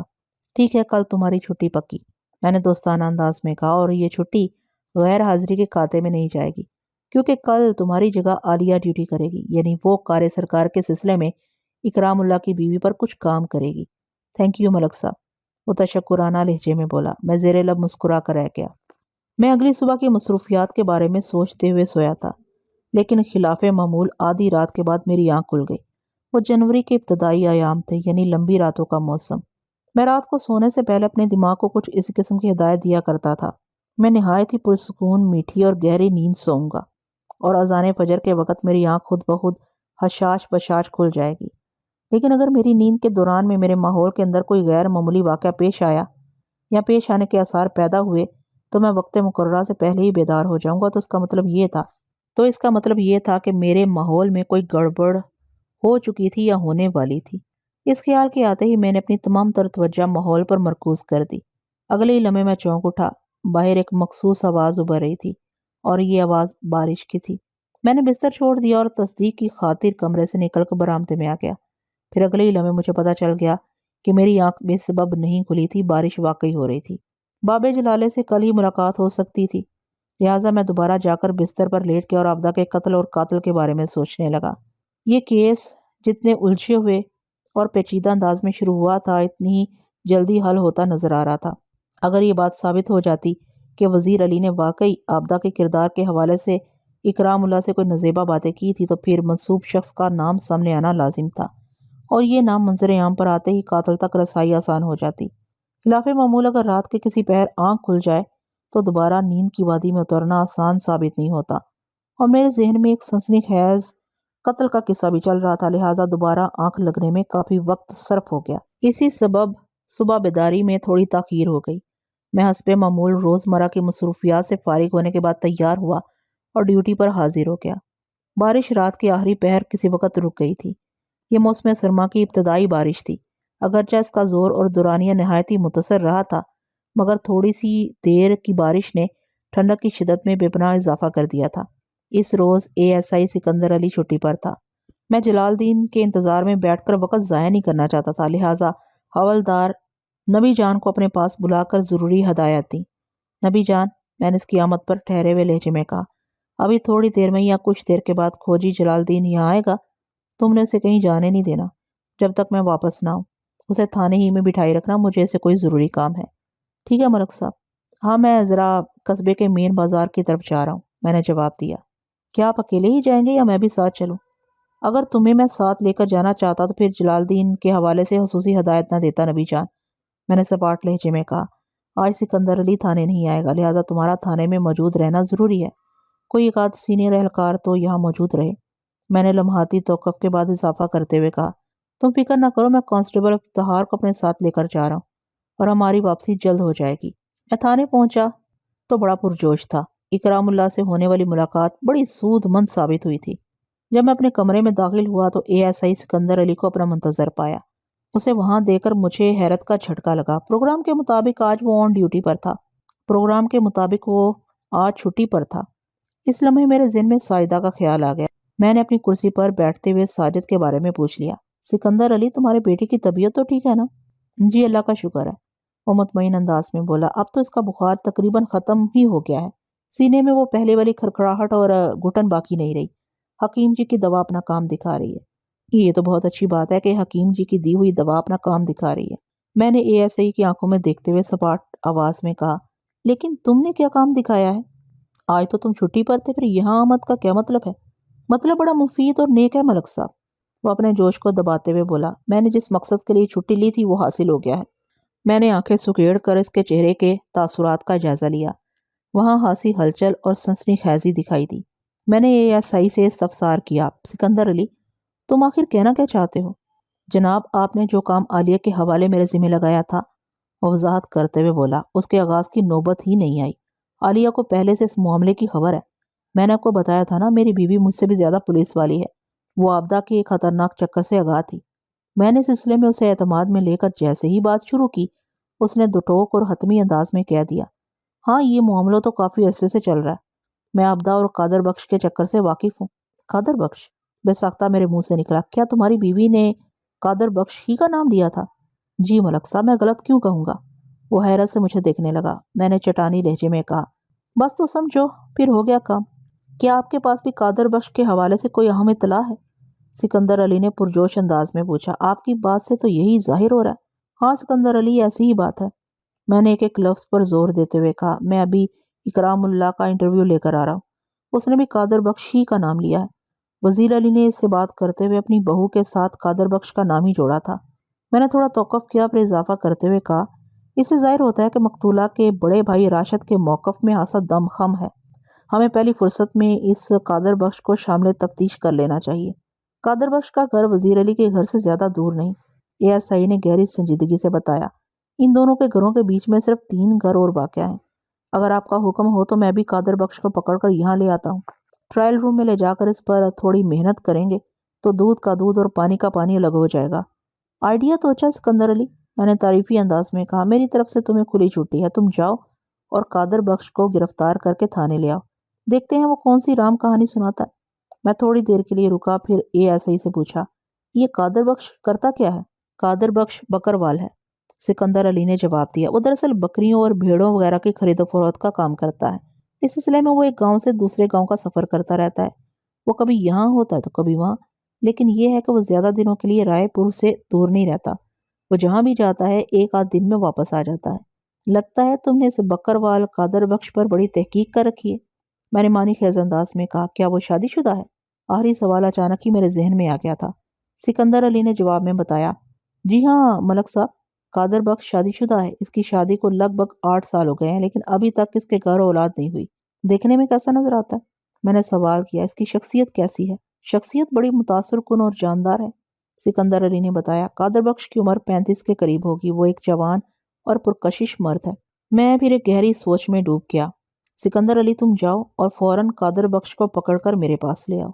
ये ऐसा ही थाने से रवाना हुआ तो मैं दूसरे इंतजामात में लग गया। दूसरी तरफ जलालुद्दीन गायब था। सिकंदर अली के मुताबिक आज उसे थाने आकर किसी अहम राज का इंकशाफ करना था, लेकिन दोपहर हो चली थी और दूर दूर तक जलालुद्दीन के आसार नजर नहीं आते थे। मैं उसे ऐसा गैर जिम्मेदार नहीं समझता था। पता नहीं इसके साथ ऐसा क्या हो गया था। मैंने कांस्टेबल इफ्तिखार को अपने पास बुलाया और जरूरी हदायत देने के बाद कहा, तुम पहले जलालुद्दीन के घर जाओ। अगर वो घर में मिल जाए तो उसे कहो मैंने उसे फौरन थाने बुलाया है। इसके बाद मैं लम्हे भर को मुतवक्किफ हुआ, फिर बात मुकम्मल करते हुए कहा, इसके बाद तुम वजीर अली के पास जाना और उसे अपने साथ लेकर मेरे पास आ जाना। इफ्तिखार ने हुक्म की तामील की, यकीन दहानी कराई और सलाम करके रुखसत हो गया। उसके जाने के बाद हवलदार नबी जान मेरे कमरे में आ गया और हम इस केस के मुख्तलिफ पहलुओं पर तबादला ख्याल करने लगे। मलक साहब, आपने सिकंदर अली को कादर बख्श की तरफ भेजा और इफ्तिखार को वजीर अली की जानिब।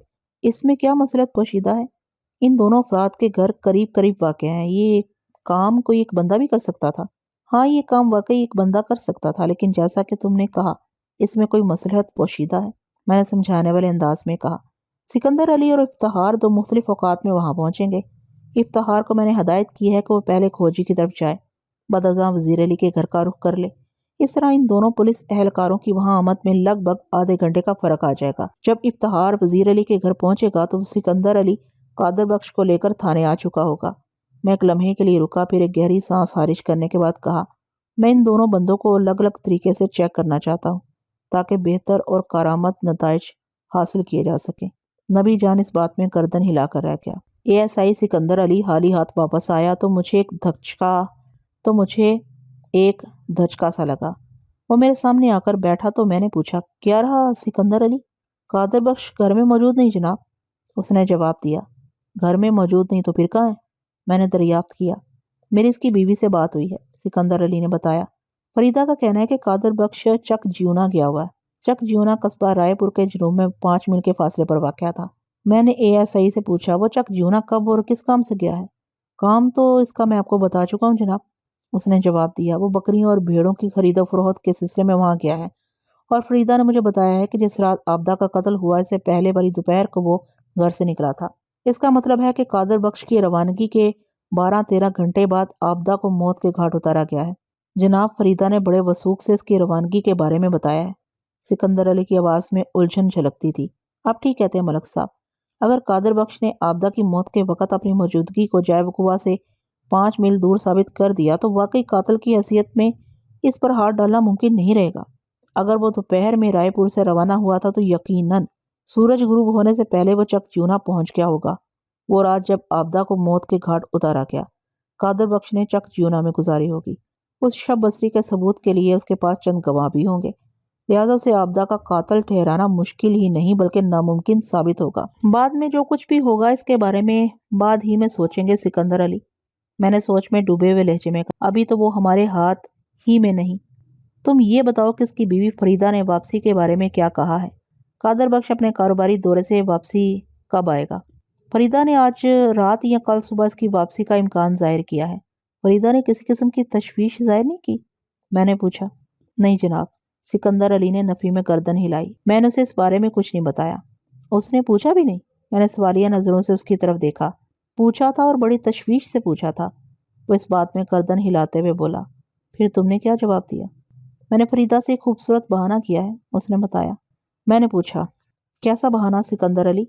मैंने ये कहकर उसकी तसल्ली कर दी कि सिकंदर अली वजाहत करते हुए बोला, हमें इत्तला मिली है कि कादर बख्श चोरी के जानवरों का कारोबार करता है। इसी सिलसिले में पूछगिछ के लिए उसे थाने बुलाया जा रहा है। शाबाश, मैंने सताइशी नजरों से एएसआई को देखा और कहा, تم نے واقعی بڑی خوبصورتی سے معاملے کو کور کیا۔ میں بھی یہی چاہتا تھا کہ جب تک قادر بخش ہمارے ہتھے نہ چڑھ جائے، ہمارے مشن کو کم از کم اس کی بیوی کی حد تک اوپن نہیں ہونا چاہیے۔ دوسری طرف کی کیا خبر ہے ملک صاحب؟ سکندر علی نے مجھ سے پوچھا۔ میرا اشارہ وزیر علی کی جانب ہے۔ میں نے اسے بلانے کے لیے بندے کو دوڑایا ہے، میں نے جواب دیا۔ وہ باب جلالے کو بھی ٹچ کرتا آئے گا۔ بابا جلال الدین کے ذکر پر یاد آیا ملک صاحب، وہ پرسوچ لہجے میں بولا۔ اسے تو آج جائے وقوع کا تنقیدی جائزہ لینے کے بعد کوئی سنسنی خیز انکشاف کرنا تھا۔ سکندر علی، رات کی بارش کے بعد حالات تو ایسے نہیں رہے کہ کھرے کے کام کو مزید جاری رکھا جا سکے، لیکن مجھے اس بات کی تشویش بہرحال ہے کہ جلال الدین رپورٹ کرنے تھانے کیوں نہیں آیا۔ ادھر میری بات ختم ہوئی، ادھر کانسٹیبل افتخار نے میرے کمرے میں انٹری دی۔ میں نے کچھ دیر پہلے افتخار کو جلال الدین اور وزیر علی کی طرف روانہ کیا تھا۔ افتخار مجھے سلام کرنے کے بعد اٹینشن کھڑا ہو گیا۔ میں نے پوچھا، ہاں بھائی کیا رپورٹ ہے ادھر کی؟ وزیر علی کو تو میں اپنے ساتھ لے آیا ہوں جناب، وہ سینہ پھلاتے ہوئے بولا۔ وہ باہر برآمدے میں بیٹھا ہے۔ اور بابا جلالہ؟ میں نے سوالیہ نظروں سے اس کی طرف دیکھا۔ کھوجی جلال الدین کی حالت بہت خراب ہے جناب، وہ تشویشناک لہجے میں بولا۔ کیوں، کیا ہوا اس کو؟ میں نے تیز آواز میں پوچھا۔ افتخار نے بتایا، وہ گزشتہ رات سے بخار میں پڑا ہے، ابھی بھی اس کا پورا بدن آگ جیسا ہو رہا ہے۔ میں خود اسے چیک کر کے آ رہا ہوں۔ حکیم جی سے دوا لی ہے، حکیم نے کہا ہے کہ جلال الدین کو ٹھنڈ لگ گئی ہے، رات تک بخار ہلکا ہو جائے گا۔ اب میری سمجھ میں آ گیا کہ بابا جلال الدین غائب کیوں ہیں۔ میں نے خود کلامی کے انداز میں کہا، ٹھیک ہے افتخار، تم وزیر علی کو اندر بھیج دو۔ وہ یس سر کہتے ہوئے کمرے سے نکل گیا۔ تھوڑی دیر کے بعد وزیر علی میرے سامنے موجود تھا۔ میں نے معتدل لہجے میں سے بیٹھنے کے لیے کہا۔ اس نے مجھ سے پوچھا، تھاندار صاحب، آبدہ کی لاش آج اسپتال سے آ جائے گی نا؟ آج کا امکان تو ذرا کم ہی ہے، میں نے اس کی آنکھوں میں دیکھتے ہوئے جواب دیا۔ البتہ کل کے بارے میں یقینی طور پر کہا جا سکتا ہے، اور ہاں، میں نے لمحاتی توقف کیا، ایک گہری سانس خارج کی اور بات مکمل کرتے ہوئے کہا، میں نے کل ایس پی آفس سے تمہارے بیٹے مشتاق کو فون کر دیا تھا۔ بہت بہت شکریہ تھانے دار صاحب، وہ نرمی سے بولا۔ پھر پوچھا، آبدہ کے قاتل کے بارے میں کچھ پتہ چلا کہ نہیں؟ یہی پتہ چلانے کے لیے تو تمہیں یہاں بلایا ہے وزیر علی، میں نے اس کی آنکھوں میں دیکھتے ہوئے کہا۔ تم اس سلسلے میں میری مدد کرو گے نا؟ جناب، میں آپ کو پہلے بھی بتا چکا ہوں کہ پہلے کی بات چھوڑو وزیر علی، میں نے قطع کلامی کرتے ہوئے کہا۔ اب حالات بہت مختلف شکل اختیار کر چکے ہیں، میں قاتل کے بہت قریب پہنچ گیا ہوں، تمہیں صرف تصدیق یا تردید کرنا ہے۔ میں دراصل وزیر علی کو بے خبر رکھ کر اس پر ایک نفسیاتی حربہ آزمانا چاہتا تھا۔ آپ کے خیال میں آبدہ کو کس نے قتل کیا ہے؟ قادر بخش نے، میں نے ڈرامائی انداز میں کہا۔ میرا بھی یہی خیال ہے، بے ساختہ اس کے منہ سے نکلا۔ پھر وہ الجھن زدہ نظروں سے مجھے دیکھنے لگا۔ اس کے چہرے کے تاثرات سے لگتا تھا کہ جیسے اسے اپنی غلطی کا احساس ہو گیا ہو۔ جو کچھ اس کی زبان سے ادا ہوا تھا وہ سب شاید اسے نہیں کہنا چاہیے تھا۔ میں نے کڑے لہجے میں سے پوچھا، یعنی تمہاری نظر میں بھی قادر بخش ہی آبدہ کا قاتل ہے؟ وہ جی، وہ صورتحال کو سنبھالا دینے کی کوشش کرتے ہوئے بولا، میرا مطلب یہ تھا کہ ایسا ہو سکتا ہے قادر بخش نے آبدہ کو ٹھکانے لگا دیا ہو، لیکن کیوں؟ میں نے قدرے سخت لہجے میں استفسار کیا۔ مجھے محسوس ہو گیا تھا کہ وزیر علی اس معاملے میں اندر سے بڑا کمزور ہے۔ قادر بخش آبدہ کا خون کیوں کر سکتا ہے؟ تمہاری بہو سے اس بکروال کی کیا دشمنی تھی؟ کیا آبدہ نے اس کی کوئی بھیڑ بکری چرا لی تھی یا کسی بکری کا دودھ نکال دیا تھا؟ تمہارا دھیان قادر بخش کی طرف ہی کیوں گیا؟ اور اگر تمہیں اس بندے پر ذرا سا بھی شک تھا تو تم نے مجھے پہلے کیوں نہیں بتایا؟ میں نے کتنا کرید کر تم سے پوچھا تھا۔ آپ نے، وہ سہمی ہوئی نظروں سے مجھے دیکھتے ہوئے بولا، ایک ہی سانس میں اتنے سارے سوالات کر دیے ہیں کہ میرا دماغ ہل کر رہ گیا۔ میں وہ لکنت انداز میں جملہ ادھورا چھوڑ کر خاموش ہو گیا اور وحشت زدہ نظروں سے مجھے تکنے لگا۔ میں نے اس کی آنکھوں میں گھورتے ہوئے دھمکی آمیز لہجے میں کہا، وزیر علی، یہ ضروری نہیں کہ تم میرے سوالات کے جوابات ایک ہی سانس میں دو، لیکن ایک بات ذہن میں رکھ لینا کہ اب جھوٹ کی گنجائش باقی نہیں رہی۔ میں اکرام اللہ سے تفصیلی بات کر چکا ہوں، جس سے تم نے آبدہ اور قادر بخش کے حوالے سے چند شرمناک باتیں کی تھی۔ وہ باتیں اکرام اللہ کی بیوی سائرہ کے ذریعے راشد کی بیوی بلقیس تک اور راشد تک بھی پہنچ چکی ہیں۔ راشد تمہیں اپنی بہن آبدہ کا قاتل سمجھتا ہے، لیکن میں جانتا ہوں۔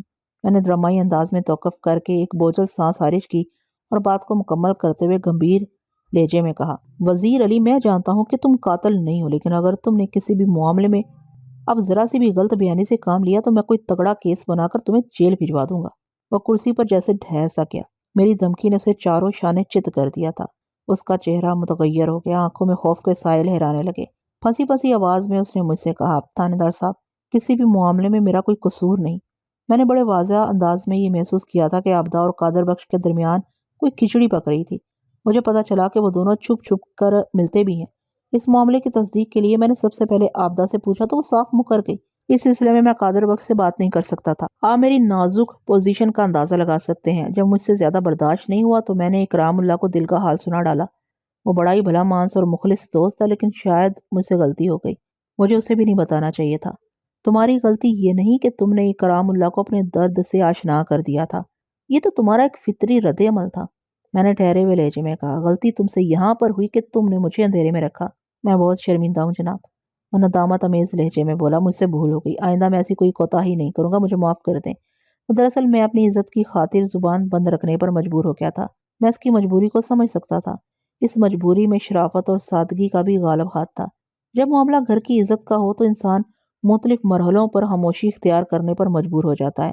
مجھے سوچ میں ڈوبا دیکھ کر اس نے کہا، تھانے دار صاحب، آپ میرے ہم خیال ہیں، اور آپ کی تفتیش کے مطابق قادر بخشی نے آبدہ کا خون کیا ہے، تو پھر آپ اسے گرفتار کر کے جیل کیوں نہیں بھجوا دیتے؟ میں نے ٹھہرے ہوئے لہجے میں کہا، وزیر علی، مجھے نہیں لگتا کہ تمہاری بہو کو قادر بخش نے قتل کیا ہے۔ جی؟ وہ بونچکا رہ گیا۔ ابھی تھوڑی دیر پہلے تو آپ کہہ رہے تھے کہ… وہ بات میں نے تمہاری زبان کھلوانے کے لیے کہی تھی وزیر علی۔ میں نے اس کا جملہ مکمل ہونے سے پہلے ہی کہہ دیا، اور واقعی تم سچ اگلنے پر مجبور ہو گئے۔ لیکن آپ اتنے وثوق سے کیسے کہہ رہے ہیں کہ قادر بخش قتل کی واردات میں ملوث نہیں؟ وہ حیرت اور الجھن سے بھرپور لہجے میں بولا۔ میں نے نہایت ہی مستحکم لہجے میں کہا، وزیر علی، ویسے تو قادر بخش کے ہاتھ لگنے کے بعد ہی حقیقت حال پر سے پردہ اٹھے گا، لیکن مجھے پتہ چلا ہے کہ جب آبدہ کا قتل ہوا، قادر بخش جائے وقوع سے 5 میل دور چک چیونا میں موجود تھا۔ جب وہ رائے پور میں تھا ہی نہیں تو پھر آبدہ کو قتل کیسے کر سکتا ہے؟ کیا آپ کو یقین ہے کہ آبدہ کے قتل کے وقت قادر بخش رائے پور میں نہیں تھا؟ وہ متذبذب نظروں سے مجھے دیکھتے ہوئے مستفسر ہوا۔ میں نے بتایا نا، مجھے کہیں سے اس بات کا پتہ چلا ہے، میں نے وضاحت کرتے ہوئے کہا۔ تصدیق تو اس وقت ہو سکے گی جب قادر بخش واپس رائے پور آئے گا۔ اس کی بیوی فریدہ نے بتایا ہے کہ وہ آج شام کو یا کل کسی وقت چک چیونا سے واپس آ جائے گا۔ وہ یہاں سے گیا کب تھا؟ وزیر علی نے تشکیک آمیز لہجے میں پوچھا۔ میں نے جواب دیا، وہ آبدہ کی موت سے 9-10 گھنٹے پہلے اپنی بھیڑ بکریوں کے ہمراہ رائے پور سے روانہ ہو گیا تھا۔ فریدہ نے اس کی روانگی کے وقت کی تصدیق کی ہے۔ میں نے لمحاتی توقف کے بعد اضافہ کرتے ہوئے وزیر علی سے پوچھا، قادر بخش اور فریدہ تم سے صرف 3 گھر کے فاصلے پر رہتے ہیں۔ یہ بات میری سمجھ میں نہیں آ رہی ہے کہ تم ان کے معاملات سے اتنے بے خبر کیوں ہو، جبکہ تم قادر بخش اور آبدہ کے درمیان چلنے والے چکر سے بھی اچھی طرح واقف ہو۔ دراصل اس بے خبری کی وجہ یہ واقفیت ہے، وہ ٹھہرے ہوئے لہجے میں بولا۔ جب سے مجھے قادر بخش کے کرتوتوں کا پتہ چلا تھا، مجھے سے شدید نفرت ہو گئی تھی۔ میں نے اس پر دھیان دینا ہی چھوڑ دیا تھا، جبکہ آبدہ کے تعلق کے باعث تمہیں سب سے زیادہ دھیان اسی پر دینا چاہیے تھا۔ میں نے ایک ایک لفظ پر زور دیتے ہوئے کہا، آپ بالکل ٹھیک کہہ رہے ہیں تھانے دار صاحب، وہ شرمندگی بھرے لہجے میں بولا۔ وقت گزر جانے کے بعد پچھتانے یا نادم ہونے کا کوئی فائدہ نہیں ہوتا وزیر علی، میں نے تیکھے لہجے میں کہا۔ اب دعا کرو میں جلد از جلد آبدہ کے قاتل تک پہنچ جاؤں تاکہ اسے عبرتناک سزا دلوائی جا سکے۔ آبدہ کے قاتل کو اگر پھانسی لگ جاتی ہے تو اس سے مشتاق اور فاہرہ کے نقصان کی تلافی نہیں ہو سکے گی، وہ بھرائی ہوئی آواز میں بولا۔ مشتاق کی بیوی اور فاہرہ کی ماں کو اب کوئی بھی واپس نہیں لا سکتا۔ حکیم جی کا کہنا تھا جلال الدین کا بخار رات تک ہلکا ہو جائے گا، لیکن مجھے ایسے کوئی آثار نظر نہیں آتے تھے۔ اس کا بدن تنور کے مانند دہک رہا تھا۔ اس نے مجھے دیکھتے ہی بے حد معذرت کی اور اٹھ کر بیٹھنے لگا، لیکن میں نے اسے دوبارہ بستر پر لٹا دیا اور تسلی امیز لہجے میں کہا، کسی معذرت کی ضرورت نہیں ہے جلال الدین، تم اس قابل ہی نہیں رہے تھے کہ تھانے آ سکتے، اور جہاں تک قرا نکالنے کا تعلق ہے تو گزشتہ رات والی بارش نے اس کہانی کو ہی ختم کر دیا ہے۔ آپ بالکل ٹھیک کہہ رہے ہیں ملک صاحب، وہ نقاہت امیز لہجے میں بولا۔ میں نے کہا، جو کہانی اختتام پذیر ہو گئی، اس کے آخر کے چند تخیر خیز واقعات میرے علم میں نہیں آ سکے، وہ واقعات میں تمہاری زبانی سنوں گا۔ وہ زیر لب مسکرا کر رہ گیا، اس کی مسکراہٹ میں بڑی معنی خیزی تھی۔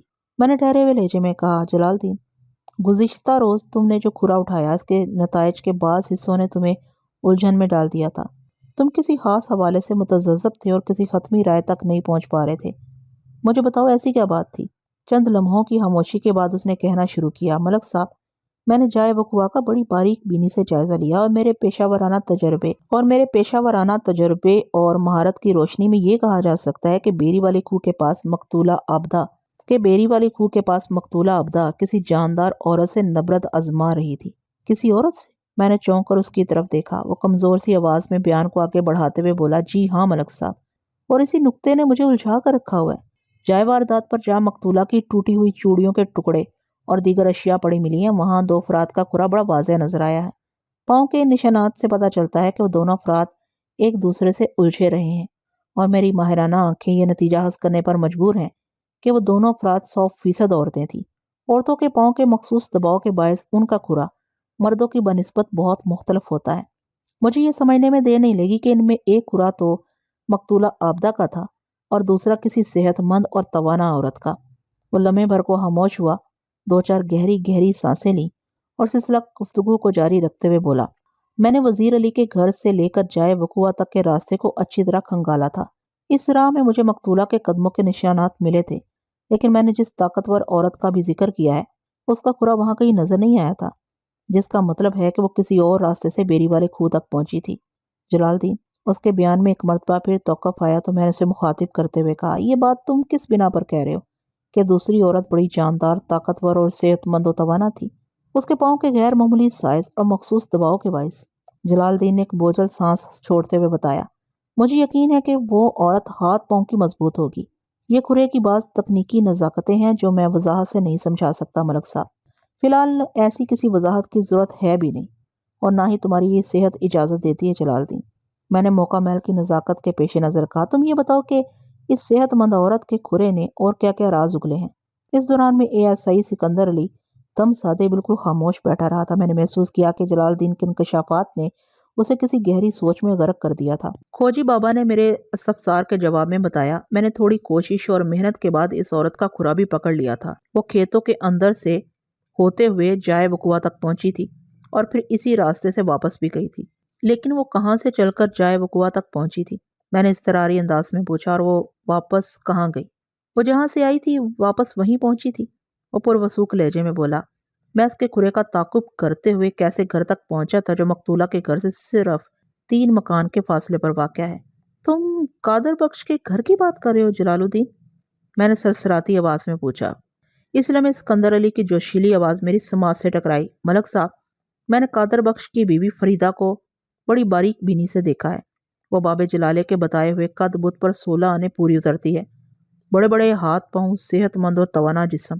میں بھی کل اسی نتیجے پر پہنچا تھا ملک صاحب، جلال الدین نے دھیمے لہجے میں کہا، اور اسی بات نے مجھے الجھا دیا تھا، اور میں چاہتا تھا کہ آپ کی خدمت میں کوئی ختمی رپورٹ پیش کرنے سے پہلے میں ایک مرتبہ پھر کھرے کا جائزہ لے لوں، لیکن بارش نے سب کچھ ختم کر دیا۔ جلال الدین نے متوقع قاتل عورت کی آمد و شد کا جو روٹ بتایا تھا وہ کھیتوں کا وہی حصہ تھا جہاں سے حوالدار نبی جان کو وہ رسی ملی تھی، جس کے بارے میں میرا خیال یہ تھا کہ عابدہ کو موت کے گھاٹ اتارنے کے لیے اسی رسی سے اس کے گلے میں پھندا ڈالا گیا تھا۔ جلال الدین، گزشتہ رات والی بارش کی شرارت پر افسوس کرنے کی ضرورت نہیں، میں نے اس کا کندھا تھپ تھپاتے ہوئے کہا، قدرت کے ہر کام میں کوئی نہ کوئی مسئلہ چھپی ہوتی ہے۔ ویسے تم نے اتنی کارگزاری دکھا دی ہے کہ میں بآسانی قاتل تک پہنچ جاؤں گا۔ میں نے لمحے بھر کو رک کر ایک اطمینان بھری سانس خارج کی اور کھڑے ہوتے ہوئے کہا، جلال الدین، تم مکمل آرام کرو، ذہن کو تھکانے کی ضرورت نہیں، میرا کام ہو گیا ہے۔ وہ تشکر آمیز فخریہ نظر سے مجھے دکھنے لگا۔ جلال الدین اپنے بیٹے اور بہو کے ساتھ رہتا تھا، جن کے 4 بچے بھی تھے۔ میں نے اس کے بیٹے کو خصوصی ہدایت کی کہ وہ اپنے باپ کا بہت زیادہ خیال رکھے۔ پھر میں سکندر علی کے ساتھ اس کے گھر سے نکل آیا۔ پولیس کو کسی مجرم کے بارے میں کوئی حتمی اشارہ مل جائے تو پھر وہ پلک چپکتے میں منزل پر پہنچ جاتی ہے۔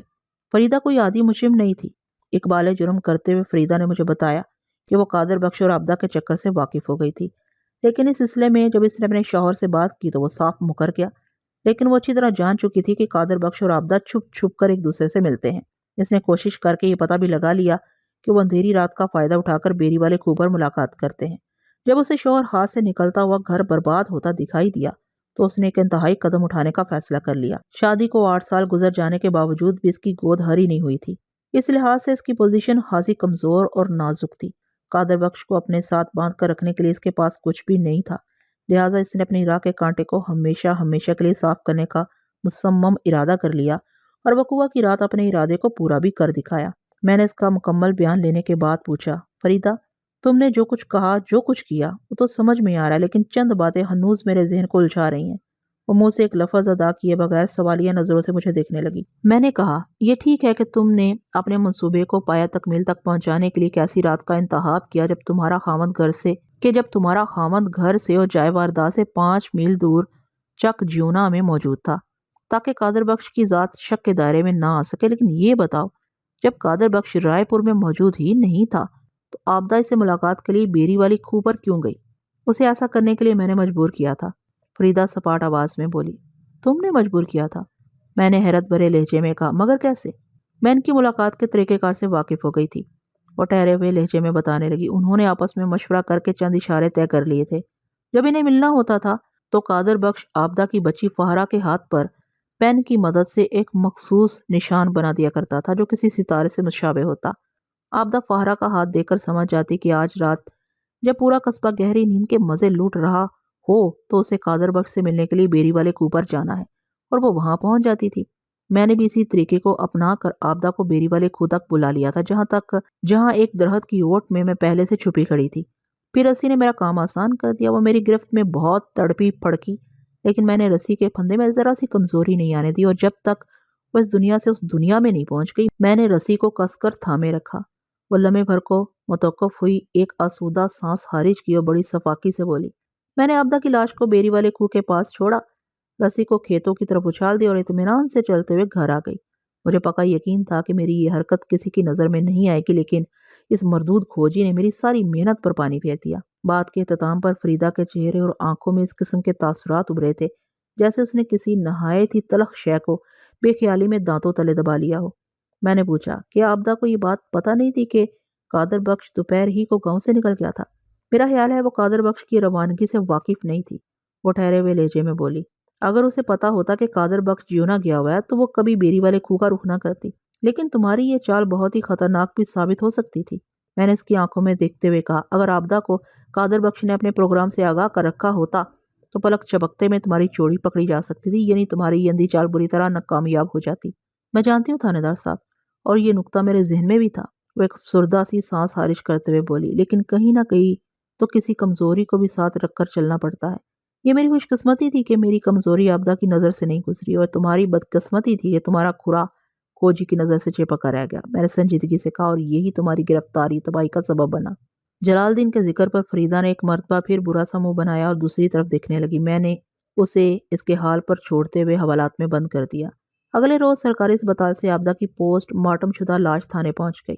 اسی روز دوپہر کے وقت قادر بخش بھی چک چیونا سے واپس آ گیا۔ یہ کیسا سما ہوگا اس کے بارے میں آپ کو کچھ نہیں بتاؤں گا۔ وہ مشتاق جو اپنی بیوی بچوں کی خوشحالی، ان کے تابناک مستقبل کی خاطر رات دن پردیس کی سختیاں برداشت کرتا رہا، اور اس کی بیوی یہاں برائی کی راہ پر گامزن تھی۔ اس کا شوہر 3 سال سے اس کے پاس نہیں تھا، لیکن اس کا مطلب یہ تو نہیں تھا کہ وہ اپنے بے لگام جذبات کی تسکین کے لیے کمزور بیساکھی کا سہارا لے لے۔ یہ احسان فراموشی اور کمظرفی کی بڑی افسوسناک مثال تھی۔ جو لوگ زندگی کی شاہراہ پر اپنی ٹانگیں سلامت ہونے کے باوجود بھی کسی بیساکھی کے سہارے دوڑنے کی کوشش کرتے ہیں، ایک دن انہیں آبدہ کی طرح منہ کے بل زمین پر گرنا پڑتا۔